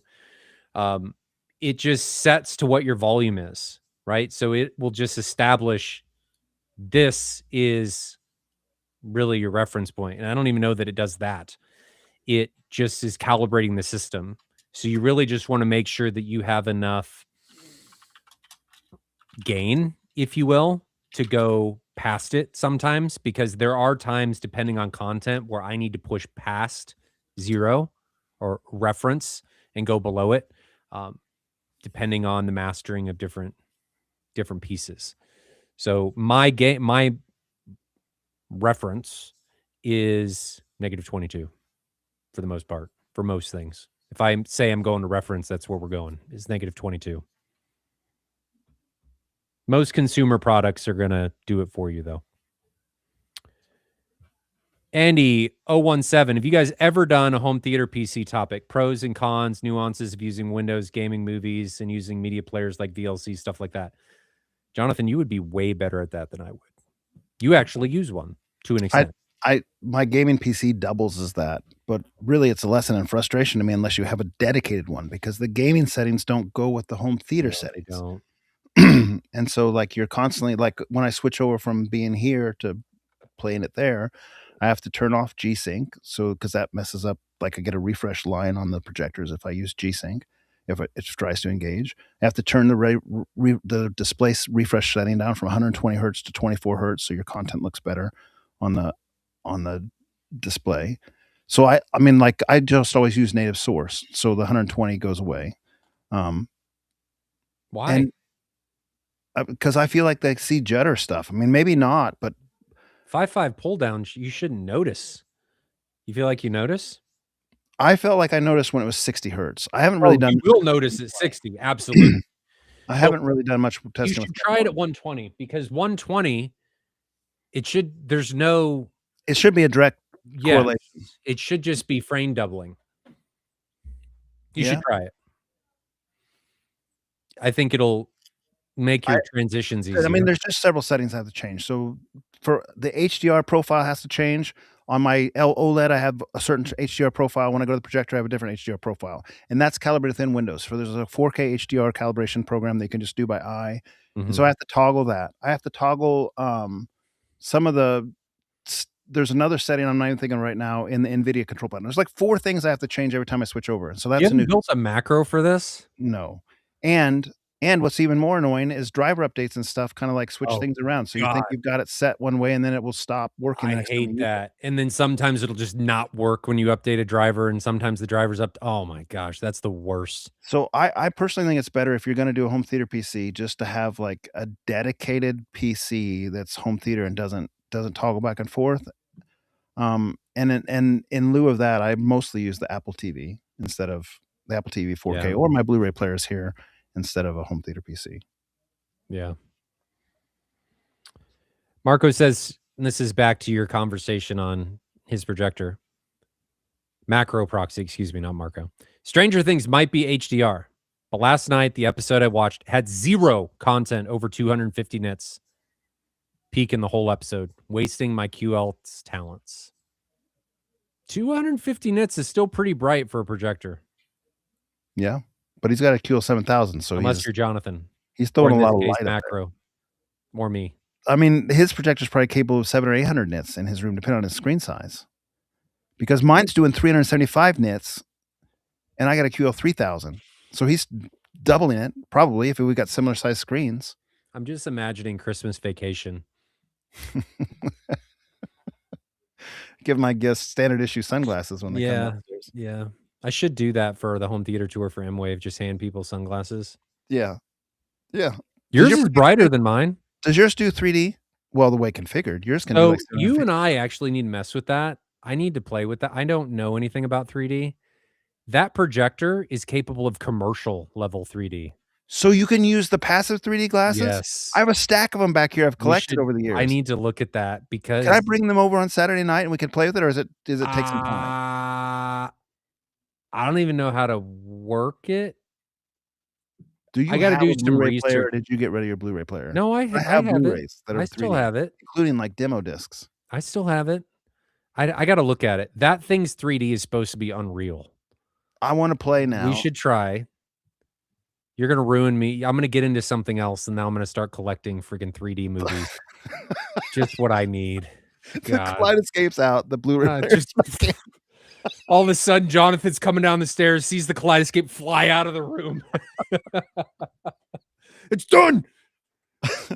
No, we should try it because I do have Mirage, which is an unlock for it, and there's actually a step above.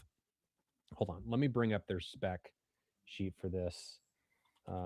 I think it's so cool that you're telling me it can use the passive glasses, because the active glasses suck on all these projectors.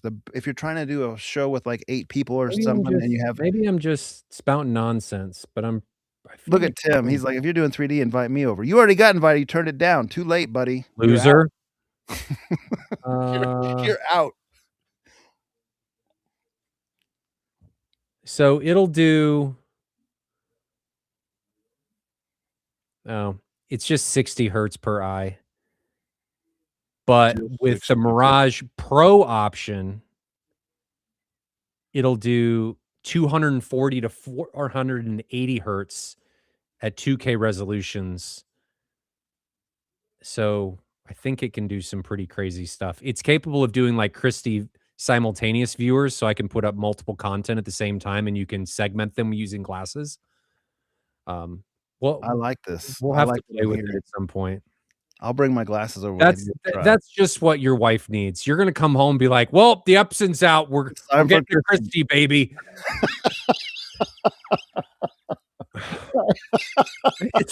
Megan's really gonna hate me. My you know that? My wife probably just kicked a chair upstairs. She stubbed her toe. I'm just Megan. I'll say it's broken. Okay, it's broken. It doesn't work. That's funny. It could suck. I don't know if I'm pretty sure it uses. I have no idea. I think it's passive. Well, so the active glasses, I started to say that, but we went a different direction. The active glasses, I've had that with several different projectors in the past, and it's such a lesson in frustration because you get 6 or 8 glasses, you get 6 to 8 guests over. Some glass desinks along the way, a battery dies along the way. Somebody says, "I don't like this. Can we turn it off?" And then like it's just a nightmare. The active ones don't fit over people's regular glasses very well. It dims the screen like half to have them on. No, thank you. Yeah. But the passive ones, Google AI says it uses passive glasses. I much prefer passive 3D. I think. Well, let's look in here.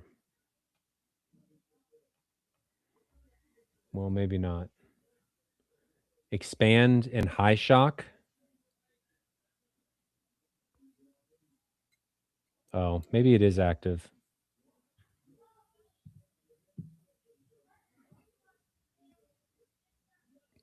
I have no idea. We'll look into this more. We won't waste any more time on this. We got another super chat in here. Sorry, from BTC Ohio. You want to skip down to that one? We usually try to do those right away. Go ahead and pull it up. Oh, I see it. Oh, we didn't do John Durant's, did we? No, we didn't. We'll do John Durant's and do BTC Ohio's. Sorry, John. 9.99 from John Durant. Sorry for sucking at our live stream. You guys send super chats like, I want to ask a question. I want to do it now, and then we just ignore you. What's your? Thanks very much for the To the back of 9.99. the queue. What's your guys' thoughts on the Stereo Integrity 24 and the GSG sealed flat pack? I'm running 818 Seaton sealed subs now and just ordered 2 GSG to add to my front stage for help with infra. That'll be nice. Well, that'd be good. I like Seaton submersives a lot, so you got a good start, and he's got 8 of them. Like, he's already doing well. Those 24s will add quite a bit. Mm-hmm. Quite a bit. Yeah, you don't know what you're missing until you're going to experience this. Yeah. Yeah, there's a whole nother level down there that those 24s are going to unlock for you. You'll have to tell us more, John, about how you want to hook that up. I'm looking at your little picture in your room. It's kind of small, but it looks great. Looks like you have a nice setup. Are you gonna run them like, say, DC to 25 hertz or 30 hertz? Are you gonna overlap them more than that, or what's your plans? Give us another little tidbit of what you're gonna do. He's going to pull a Doug and run him near field. So, quick story about that. One of our guys in Kansas City, Doug Chapelot, had 24s near field built into his bar. So his couch was right in front of a bar, and the 24s fired directly in the back of the couch. And we're watching John Wick, and he always runs his subs so hot. When I've asked Doug, how do you calibrate your subs? How do you gain match your subs? Because I'm always thinking, like, what are you doing in here? Like, so bassy. He's like, oh, the way I calibrate is I just turn it all the way up till I see a clip light, and then I turn it down 1. And that's how I calibrate my subs. I was like, that's so awesome, but it's crazy. So we were watching John Wick 2 or 3. I don't remember which one. The one where there's waves crashing against like a terrace or something out there. It's a not exactly your reaction, exactly what I expect. It is a scene that you would expect nothing from. And we're watching it and we're flipping seats. And I happened to get the seat right in front of the 24 at that time. No. And when those waves were crashing up like ocean waves in the background, it's not even part of the scene. Like, it's just like so Magneto's helmet with BEQ. Yes. It's like an ambient noise in the movie, but those waves crashing were creating a lot of infrasonic bass, and it was like making my whole back move. And I was like, holy crap. So I went home and I was like, this would be a cool demo scene. I'm gonna have to play this. And I played it back at my normal levels, and there was nothing. Nothing. I was like, all right, how hot were you? You turn around and he's just got banks of car batteries sitting behind the chair. Yeah, so funny. You'll have fun with that, John. You may break some stuff. You'll have fun.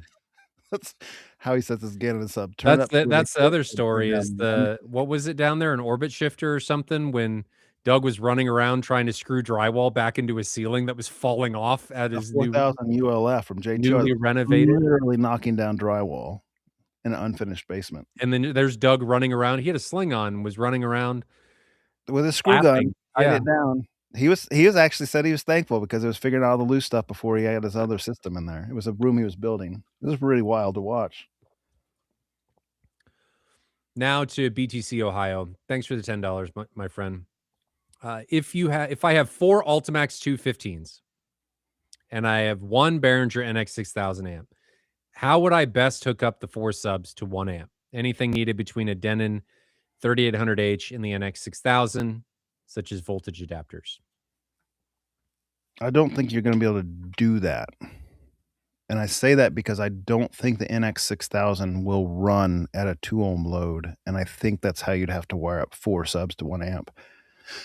I tried that originally with my UM1822s, and I think they have the same voice coil arrangement, which is dual 4. So you can either run them as 2 ohm or 8 ohm. No, dual 2s. So you can run them as, let me look it up. Let's just make sure. Which one is it? Ultimax 2. Jonathan's just making stuff up again. What it amounted to is I was trying to run the NX 6000 at 2 ohms with 2 of them. So that would be 4 ohms each. So they would be dual 2 ohm subs. That's what it is. That didn't work. The NX 6000 amp would power cycle because that load was too low. It's only rated for 4 ohms, and 2 ohms doesn't work good on that amp. So you could try to run them at 8 ohms, but then you're losing quite a bit of power headroom that you could otherwise have. That might be okay. if you ran them both at 4 ohms and then ran them in series to make them 8 ohms, that would work per channel. But you'd only be getting, each amp would only probably getting about 1,000 watts, I think. So, yikes! You might be looking at another NX amp if you really want to give them some juice. Let's see. I'm gonna make sure that they're voice coil like I think with impedance. I think UM182 voice coil impedance. Yeah, 2 ohm voice coils. So it's the same exact scenario that I ran into. You can wire each one either 4 ohms or 2 ohms. If you, I'm sorry, 4 ohms or 1 ohm. If you combine 2 of them and as 1 ohm, you'd have a 2 ohm load, and the NX amp won't be happy doing that. You could you could do the 2 4s and make an 8 ohm load, but NX 6000 at 8 ohms is not very much. At 8 ohm power. Let's see what it says.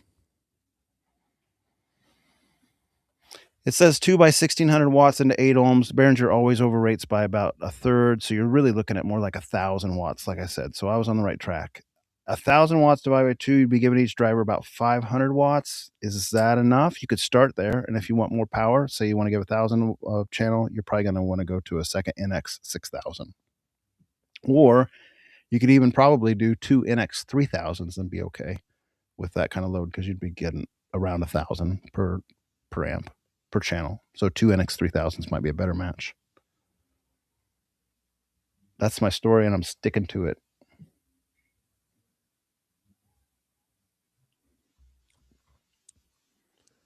Okay.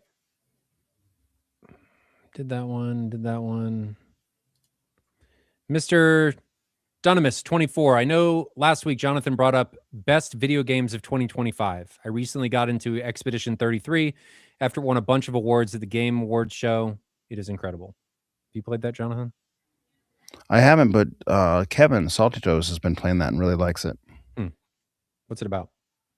It's like a story adventure type RPG with some timing based fighting, I think. Like instead of just being strictly turn based, there's some like timing elements to it.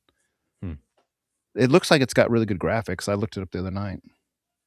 I haven't played it. With the brightness level of your Christie projector, would it be better to use a black screen? I don't really know.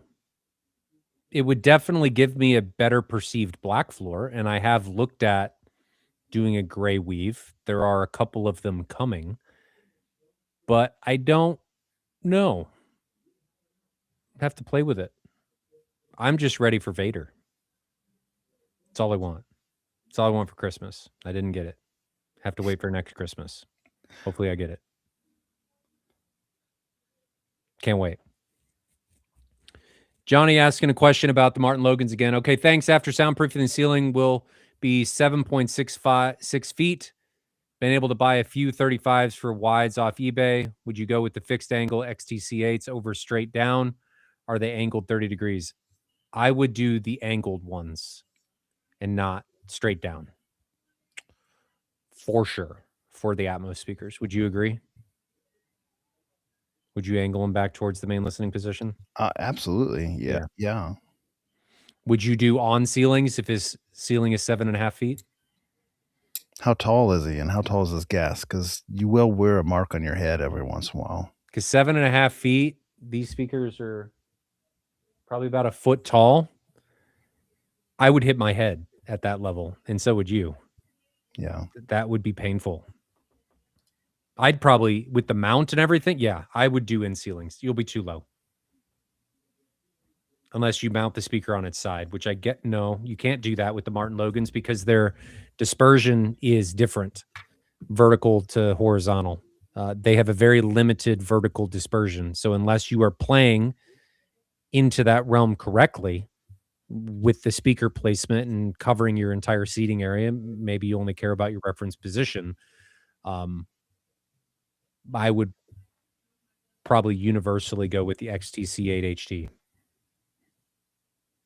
Jonathan, agreed? On ceiling, in ceiling? It's not very much experience. If you do On in ceiling ceiling, versus in ceiling was 7.5-foot ceiling.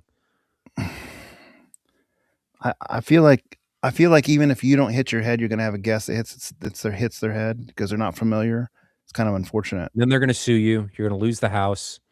Just Is that an write option? down I hit till the my head at floor. your house. I didn't know that was an option. I mean, it was an option, you just didn't click the button. You I were don't in you were in the RPG. The prompt was there, you just didn't choose it. I don't think I don't And I'm think that sitting over there spamming the next scene button. what's the name of the time that has to pass before you can't sue anymore? I don't think that's passed. I think I'm still in the window. I'm gonna have to talk to I my don't know what attorney. you're talking about. The Mad VR Center now Statute of belongs to limitations? Archaea. I don't know what you're saying. No, I don't remember you hitting your head. Oh man. No. All There were right. never any speakers on my ceiling. I have no idea what you're talking about. Pretty funny. King Titus, what are your guys' thoughts on the Sony Bravia 7, 8, 9 projectors? They don't seem to get talked about as much as the JVCs or Epsons. Do you have an opinion, Jonathan? I do. Are you gonna have a rep mad at you if I give my opinion? I'm not giving the opinion. So So we saw the Bravia 9 and the JVC NZ900 and the Epson QL3 7000 at a flagship comparison projector shootout that we hosted at Chirpy's house in February, something like that, last year, March, April, something like that. something like that. And the Sony Bravia 9 was the group's least favorite of the three. It did one scene that everyone kind of liked it on, that derpy cricket bug on the Planet Earth disc. Mhm. I'm not even sure it was the best there, but it seemed to have the most saturated green, and so that scene had a green cricket and green leaves, and it kind of won that scene. But other than that, it was kind of an also ran. And after the first 20 or 30 minutes of the comparison, we were switching back and forth with each clip between the three. That one got excluded after the first 20 or 30 minutes. So take that for what it's worth, but the people there were like, that's not in the same tier as the NZ500 or QL7000, so let's drop it from the mix, and we did. Now, specifically, what is its problems? The blacks get crushed. That was one of the things. It was neither as bright as the other ones or as black as the other ones, and it lost detail and shadow detail. Like, do you remember when we were watching that scene with like the carpet in kind of the shadows, and the other two projectors showed that carpet in the shadows, and Sony was just black there? It was like it's all crushed out. It kind of exists in this no man's land between the two. So it's not a bad projector. It just doesn't. I'm not going to say anything. There are people who like the reality creation engine a lot on that, or the motion, like those types of options. If you're someone and they have the ability to crank up like a sharpness level, like a Mhm. detail level that's really pretty cool. You can play with those settings. If those things appeal to you, by all means. I I don't think it was my favorite of the three by any means. Like I like the other two a lot better, and so did everyone else that was there. So that's just what it is. Juan June, hello guys. Random question, but we just had a baby. Congratulations. And was wondering if you all use your room with your kids. My kids are banished from my room. They actually have to go sit outside. Now, any time that my kids ask to use my space, I light up. Oh man, it's the greatest. Wouldn't you sharing your space, Jonathan? Yeah, my kids are old enough now that they just come down and use it themselves, which I love. I actually want them to do it. I'm happy they do it. Yeah, My daughter comes home and says, like, my second oldest, she's the keen one into music. She comes home and is like, "Hey, Dad, can I listen to this song? I want to hear how it sounds in the theater." Yes, go ahead. Not Jonathan. Sloan, my daughter, she's 7. We just watched. So Jonathan, we talked about the best movies Mhm. of 2025. This is really shocking, and I don't think it was amazing, but it was the most enjoyable for me. K-pop Demon Hunter. You know what? Ryan Kramer always talks about how good that is. So you're now on board. It was not. I mean, it's not this story-driven masterpiece, but man, does it look really good and does it sound really good. The music in it, it was enjoyable. Like, I turned to my daughter when it was over and I just said, "Sloan, I really enjoyed that." And she was sitting there dancing and stuff as it was going, 'cause it's a totally different experience watching from the living room with the Sonos soundbar and the sub, and then watching it in the theater, and it was really enjoyable. I don't Well, It's not a masterpiece, but there's demo material in it, so I would watch it again. I put a link in there for chat for Woonjun to watch that was kinda funny. This is 13 years ago on YouTube, maybe before that. I had 4 15s in the theater at the time and 2 18s, I think. Any rate, I was playing music real loud and my little daughter, my 13-year-old, my no, she's 16-year-old now. At the time, she was just a young little pup. She came down the stairs and said, "Daddy, turn it down." And it's just a real cute little funny clip. So when you get a chance, watch that one, June. You'll see. We had Jonathan, you remember the setup in my old house with the Martin Logans and the subs and stuff. When my daughter was little, we just had put a baby gate in front of them. Mhm, And I think as long as they grow up with them mhm. and you don't make them this, like, off limits thing, never bothered them. Never They were just part of the environment for me. Yeah, yeah. And when June I see asking, "Any worries about the projector light?" Yes, truly, honestly, a Yes, little bit. but the expectation I just had a conversation with her and just Same. said, "Listen, this room, if you wanna use it, that project," like I do with everybody, it's treating my kids no different than I'm gonna treat a guest that's over there and just explaining, "Hey, don't look at this light. Walk in, if the projector's on, kinda come in at a side or just look down," and that's exactly what she does. There's nothing to worry about. I mean, they're smarter than you think they are. They're and if they're not, they're gonna figure out really fast when they look into the light and go, "Oh, shouldn't do that," and they're not gonna do it again, unless they're special, which in that case, you may have to take more precautions, but my daughter, my son, no issues. Yeah. None at all. I love sharing it. Love it.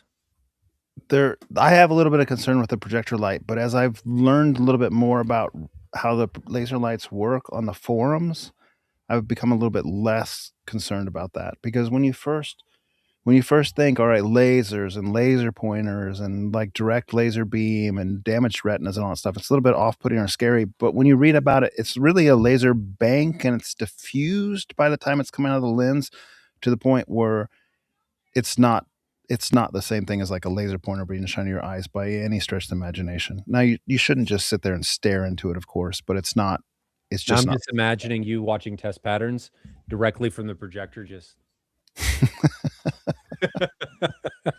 not even looking at the screen, just back at it, and it's just OLED burn across your face, just burning into your eyeballs. Now, I do think there's a funny little story about the Valerian Pro melting a pillow at your house. Can you tell us about that, Ryan? No. Yes.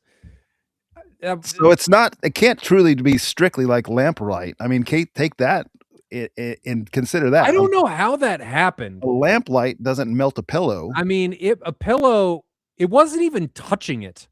It got close to it, and Bob and I were playing with some stuff, and we look at each other and just go, "What's that smell?" And look down, and the pillow is smoking as it's got I'm not trying to knock Valerian, but supposedly Valerian had, like, this anti-burn sensor. That did not work. That was on the Pro 2 in November of Did not 2024. work as the pillow was smoking. Um, so that So happened.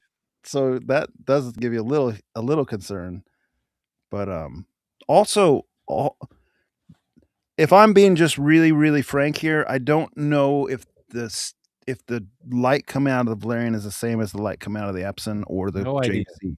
I don't know. I do know that I've read on the forums that some of the Valerians were melting ND2 filters, which are like glass plate covered contrast enhancing filters. I had an ND2 filter on my Epson LS 2000 and it never melted.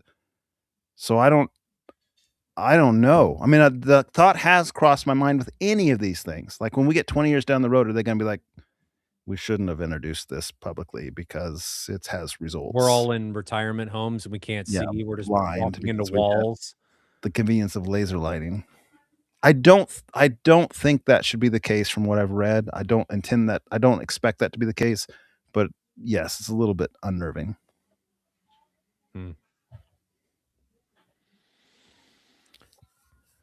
Macro, coming back to the QL7000, I'm not sure how the native contrast comes into play for black floor with dynamic laser dimming. I was kind of talking about measurement of the minimum on laser level of like 150-inch screen, 1.0 Oh, gig. it comes into the play 100% of the time, in my opinion. Laser dimming, dynamic laser dimming, full fade to black is one thing. Excellent. QL3000, QL7000, excellent. Laser dimming is not all laser dimming is not equal. Like, EBL laser dimming works very differently than Epson's laser dimming works very different than JVC's laser dimming works very different than Christie's laser dimming. It's not a one to one type thing. And Epson's dynamic laser dimming is slower and perhaps less prone to have artifacts because it's slower, but it's not as strong by any sense of the imagination. So native contrast comes into play because the QL's like 3000 to 1 and these other ones are higher than that. And dynamic laser dimming is slower besides the full fade to black on the Epson and not as aggressive or not as strong, and so you don't get like, the screen never tightens down to where you get rid of that gray with the QL. Mhm. So where the Valerian tightens it, it's almost like a fog or a haze is lifted off the screen. You know what I'm talking about, Ryan, for sure. So Christie just released this on the Griffin and the M4K. And while it's not perfect yet, there's some issues with some laser bank stuff and some other things because they just released it. It is mind boggling going from 300 nits to nothing instantly. Like it is, when it works, it is stark. And it But is, that's full fade to black. I'm talking more about, like, yeah, I'm just saying what we yeah, have. Vader is a totally different ball animal. Um,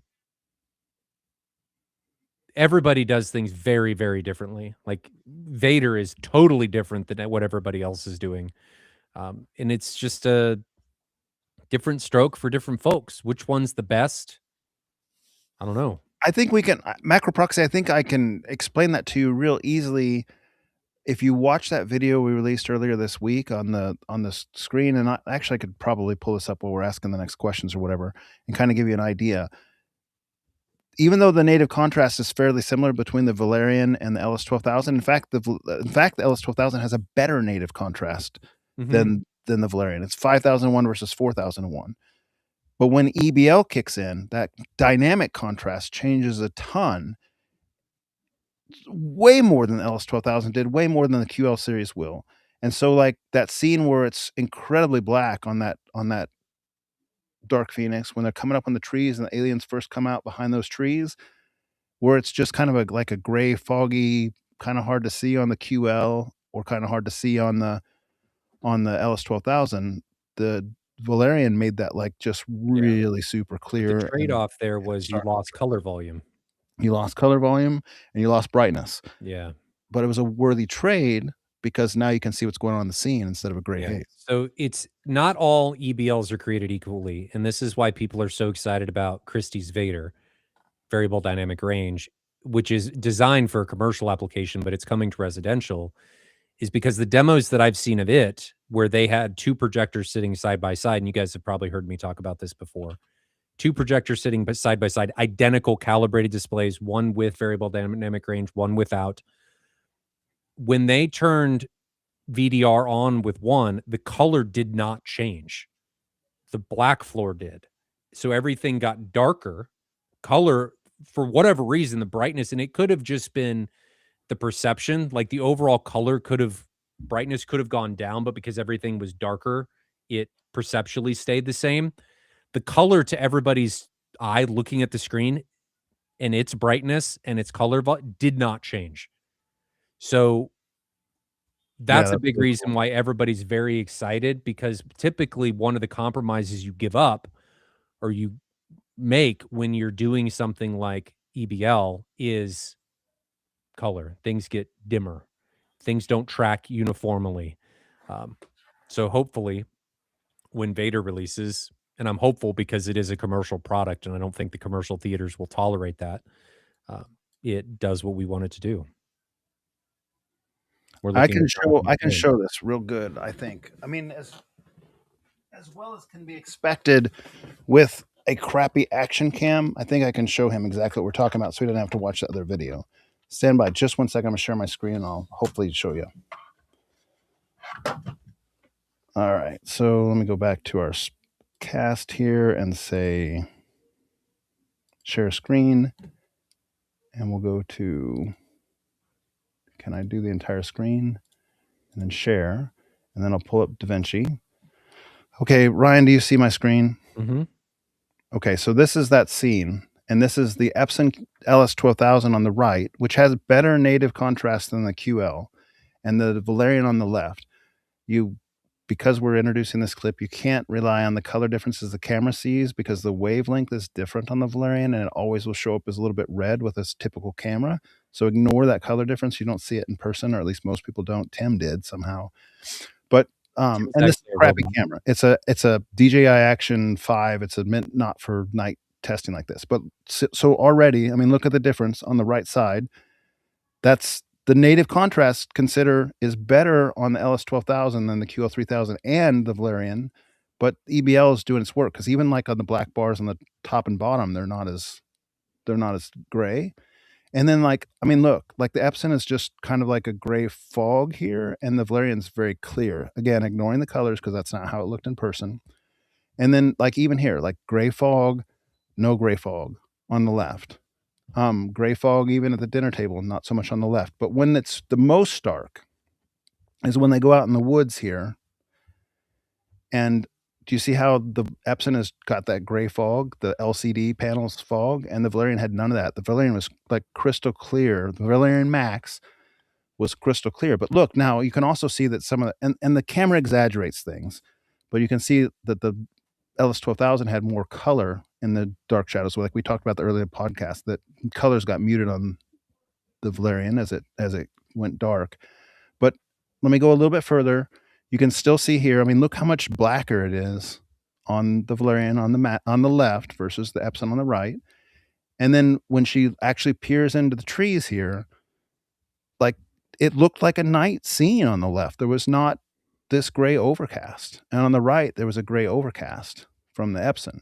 And so when we talked about earlier, like would things change if you had the QB1000?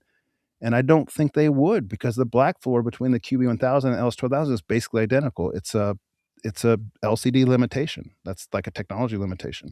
Where on the left, that EBL made that scene so much darker. And you could see the aliens come out of the woods on the left in person, and you couldn't until they were right upon you on the Epson because the gray haze covered up some of the detail that was supposed to be in that black floor. So that's like a worst case scenario for the Epson. This scene was one of the ones that looked the worst on the Epson. We're going to get demonetized. But it shows exactly what we're talking about here as far as, as far as the difference there. So I'm kidding. We're not monetized at all, so it doesn't matter. Okay.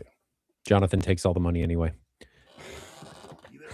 Super chats with you and have forever. Kidding. Absolutely. Basic Theory says, I play competitive FPS games, just no way to do it on a projector, in my opinion. If you're doing single-player games, yeah, you can probably enjoy it. I just don't enjoy gaming on a PJ for my use case. Would you agree with that as we look at your floor? Little camera decided to do its thing, huh? I'd agree. I wouldn't want to play a competitive FPS game on a huge screen. I want a smaller monitor. And a mouse. I mean, how can you... It's hard to play a mouse game with a lap, like a thing on your lap. Yes, absolutely. It took me a second to read it. Absolutely. Competitive games need to be played on a desk with a mouse, in my opinion. That said, I use my projector for a lot of like party games, Killer Queen Black, or... I'm just imagining you taking those competitively and just Sweating profusely when you're taking, cursing when your kids beat you. No, we have a lot of fun with those. John Durant running to about 25 hertz now after some testing. I'm thinking run everything down to 15 hertz. Thoughts? And currently 4 up, front stack 25% and 75%, and rear's about the same. What's he mean 25% and 75%? Don't know. I don't know what you mean by that. You might need to give us a little bit more information, John. As far as 25 hertz, I would have a tendency to run them a little higher than that. But Brian, you don't, do you? Your 50-inch plays. What's your frequency range? Your 50 plays? 25 to 30 hertz, somewhere in there. So you're in the same ballpark as what he's But playing. is this with the 18s and the 24s? Yes, he had all the seat and submersives, right? The difference here is that my 21s are pro, like they're not made to get super low. Mm-hmm. So those 24s are not going to struggle. You can run them a little hotter than that, and a little higher frequency. I guess it just depends on how you want to do it and what the frequency response looks like. You may run into, it's easier to deal with in sealed subs, some phase issues because those drivers are not going to have the same phase response. Mm-hmm. So typically dealing with that single crossover is a little bit easier than trying to blend them all together and get the same phasal response uniform. I like the 25 to 30 hertz crossover if that's what you want to do. But the other part is, how much are you trying to pump? Do you think the 24s are going to benefit at all by having the 18s support them? Or do you think they'll even care? I think you just play with it, John. Like, try 25, try 40, try 60. Like, see what you like, and then adjust from there. Do measurements. Get your REW out, your Omni mic out. Do measurements. See if you got phase issues or anything that come up. Look at multiples of the port tune if you're doing ported to make sure you're not introducing artifacts at the higher frequencies. Like, that can be an issue. Just play with it. See what you measure out. This is the last question. Nope, we got one more after this. Daniel Philpott 00 decided to go for the Gusto and get a pair of JTR RS2s. They are up front and was considering using REL 1510s from my secondary system as a near field behind my seat. Would you do that? REL 5010. Is that the ones you had? No. Which REL subs did you have? It's like the Predator. The REL 1510's like the Predator, the 15-inch sealed box. Single driver. From his secondary system? I'm not sure I understand what he's saying. He's saying he's going to move them from a secondary system to near field. Yeah. Yeah. Yeah. That'd be fun. 15s should be fine for near field. Yeah. Are those ported or sealed subs, those RELs? Yeah, that should be fine. Give it a go, man. You'll like it. I think that's the way to go. If you have the option to not EQ them behind your seat, do that. Don't EQ the RELs behind your seat. Give them full range signal. Just raw LFE signal. Let it go. Yep. You can EQ your front RS2s, but even if it doesn't look like it's great on a plot, it doesn't matter. You're looking for the feel from those REL 1510s as near field. Basic Theory 85. This is the last question, then we'll wrap it up.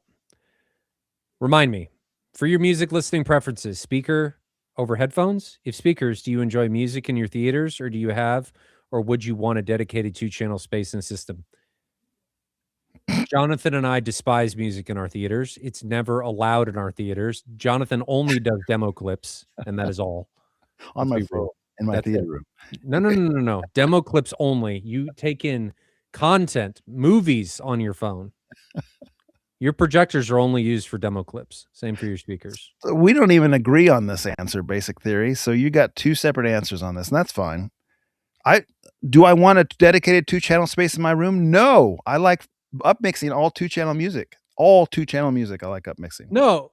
Would you want a dedicated 2-channel system? No, because I like upmixing 2-channel. I don't either. So, like, I thought you liked 2-channel. I do. I'm so confused. I wouldn't want a dedicated 2-channel system. I'll use my theater as a 2-channel. Your theater is... Yeah. Understood. A really good theater should be good at both. Yeah. Absolutely. I have zero desire for dedicated No two-channel. desire. I can say my two-channel experience in my room is the best I've ever heard. Mhm. I've been in a lot of rooms. It's mm, amazing. I listened to it for while I was working for a few hours today, and it just never ceases to amaze. We use our theaters probably primarily for music. Yeah. Would you agree? Yeah. Is the way. I think the more you get into it, the more it starts to shift. Look at Happy Bullet says settings screen music, like, menu screen music only for Jonathan. Just another joke. They're always teasing that all I do is watch menus. No. Yes. Yes. He puts in Blu-rays just to listen to the music at the option screens. Mm.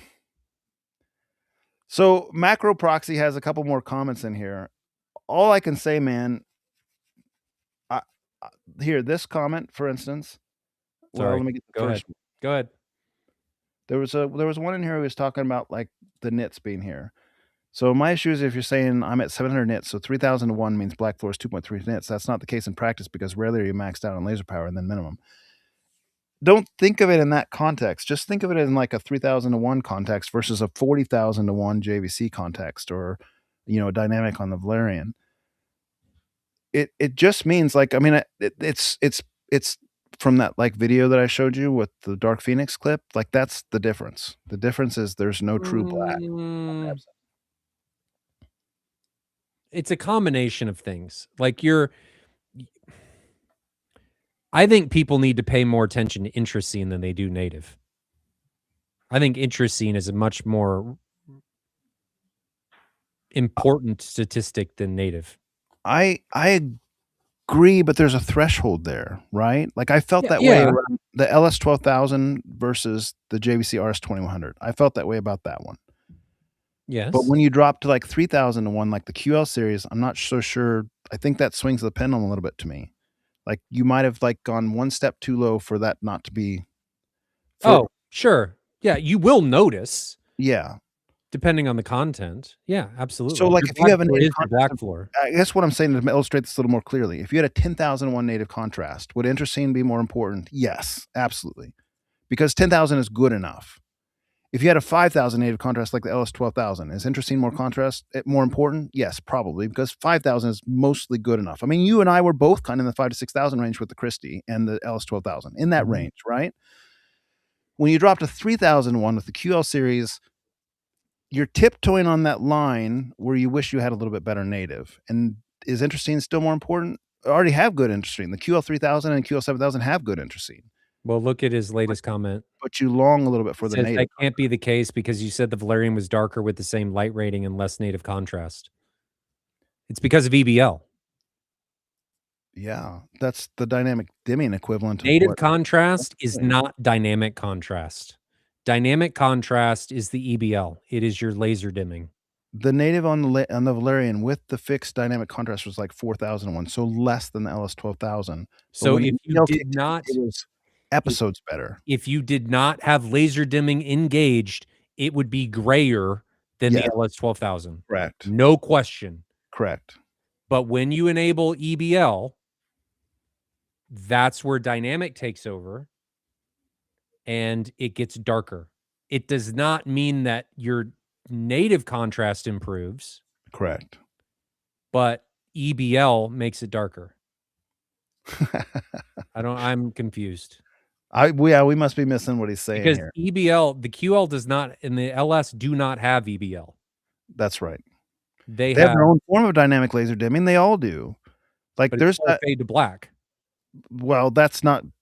I mean, yes, it is a form of it, but they have laser dimming, like high speed contrast, for instance. I think what Epson calls it. I guess. It's laser dimming, and it handles it different. JVC, like we talked about earlier, they all handle laser dimming differently. You bring up white text on a black background, they all handle it differently. That's fair. But the dynamic engine on the Epson is not as aggressive or fast or ultimately as effective as EBL was on the Valerian. Just Yeah. isn't. Yeah. And likewise on the JVC, it already has like freaking 40,000 to 1 type native contrast, and then it has dynamic contrast to boot that can make it go higher than that, 80,000 to 1 or something, right? Mhm. They all have their dynamic capabilities in adjacent to their native capabilities. I macro proxy, if you haven't been to a projector shootout, and maybe you already know all this stuff and we're just He's not been to speaking the M-Wave. same language, but go to he has been one you said? He's been to M-Wave. Okay. Okay, so all that aside, one thing, and I talked about it in that video earlier this week, I've just got further confirmation in this last get together that we all see so differently, and different aspects matter to different people, and that's all okay. And it comes everywhere from like contrast concerns to clipping concerns to frame interpolation concerns to color concerns. Human eyes see differently. And so if you're not bothered by native contrast, great, great. That's And all. you and I are not bothered as much as some other people are. That's correct. Well, I think we're kind of middle of the road. Yes. Like 5,001 is, to me, is acceptable. I'm okay with that. As long as you have good enough skew in the other directions, yeah, it's fine. Yes, with Intercene being really high and 5,001, that's Now, okay. you would agree, though, that if we had better, Yes, it would be better. But Yes. with what we're chasing and what you and I value, which is brightness and Yeah. Intercene, Yes. we are comfortable with that lower number of native. Yes. Yes. And I personally think 3,000 is tiptoeing that line of Yes. of not good enough contrast. It becomes a compromise of deciding, what is my end goal with this space? Am I chasing brightness? Am I chasing black floor? The answer to that question determines what tool you need to use to get the job done. Yes, and that's not to say I don't appreciate the QL3000. I use the QL3000 more than I use my NZ500. I appreciate it a lot, but it does mean that I also can very clearly tell when the JVC is gonna be a superior tool for the job. Yep. Like, if I'm watching Harry Potter 8, I'm gonna be watching it on the JVC. Me, personally, my eyes. If I'm gonna be watching something like Art of Flight that's got all kinds of snowscapes out there, I'm sure as heck gonna be watching on the QL3000. They both have great intercene, but the native contrast difference is otherworldly between the two, and that's why I have 2 projectors. I think the QL3000 was night and day better on the low gain ALR versus standard white screen. I think it's because it gets blacks down to where it doesn't bother you as much as you have with white. Yeah, I mean, that's probably true. I don't know. I'd be interesting to see the QL3000 on a dark AOLR screen instead of a white screen. You'd lose some of your brightness. That is a calling card, but maybe you have enough to spare. Yeah, we got to get a gray screen for the Christie to play with. Okay. Let's wrap it up. It's a good stream. Yeah, I had fun. It's the biggest one in a while. We had over 100 people for the majority of that. Good comments too. Good questions. Good. Great questions. I love it when chat's active. It's more fun. I like interacting. For the super chats too, we had some nice gifts tonight. Thank you. Jonathan keeps it all. It's fine. I don't either. We share it. We share it equally. Don't even start that. He does share. I actually tell him he needs to keep it, and he's like, "No, we're sharing." He's very, very aggressive on his sharing. It's not a nice share. He's an aggressive sharer. Aggressive sharer. Must be an aggressive cuddler. Just, I've seen you with the pillow. I've seen you with the pillow. It's aggressive. There's no niceness. It's all aggression. Okay, I'll leave it at that. So you're doing 13 Warriors tomorrow. Then we're watching Jonathan's favorite series, Predator Badlands, which is either going to be amazing or it's going to be awful. I've heard good things. Even Nick just told me Predator Badlands is supposed to be pretty good. Who knows with how everything goes out? I mean, who knows? It's brand new, isn't it? It is brand new. Came out? Just came out. It just hit Kaleidoscape 2 days ago. That's cool. It is brand new. So it's ready to go. We can watch some demo scenes. Did you watch Tron Ares yet? I haven't. You gonna watch demo content from it or not? No. I think I probably watch demo content. Unless you're like watching the last scene, like here's the credit roll. No. I won't do that. You can show me demo content. Okay. I'll just make sure it's the credit roll. Okay, we'll wrap it there. Thanks for the episode. Thanks for the stream. Jonathan, thanks for the short notice. It's always fun. And I will see you on Saturday. Do you have any limitations with next week? I don't think so. Okay, we'll figure that out. We'll plan on Friday, but if anything comes up, we'll say it's not Friday and do it a different day like we always do. Stitch All right, says guys. only give Caesar below for movies, so look out, Predator Badlands. Here comes your Caesar below? Oh. Yeah.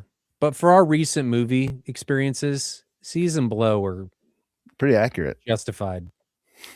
I've had to ban people from chat for the movie recommendations.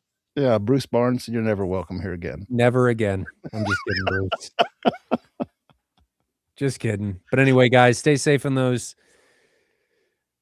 I don't even know where I was going to go with that. Enjoy your home theater journeys. Stay safe out there, and we'll see you guys in the next episode.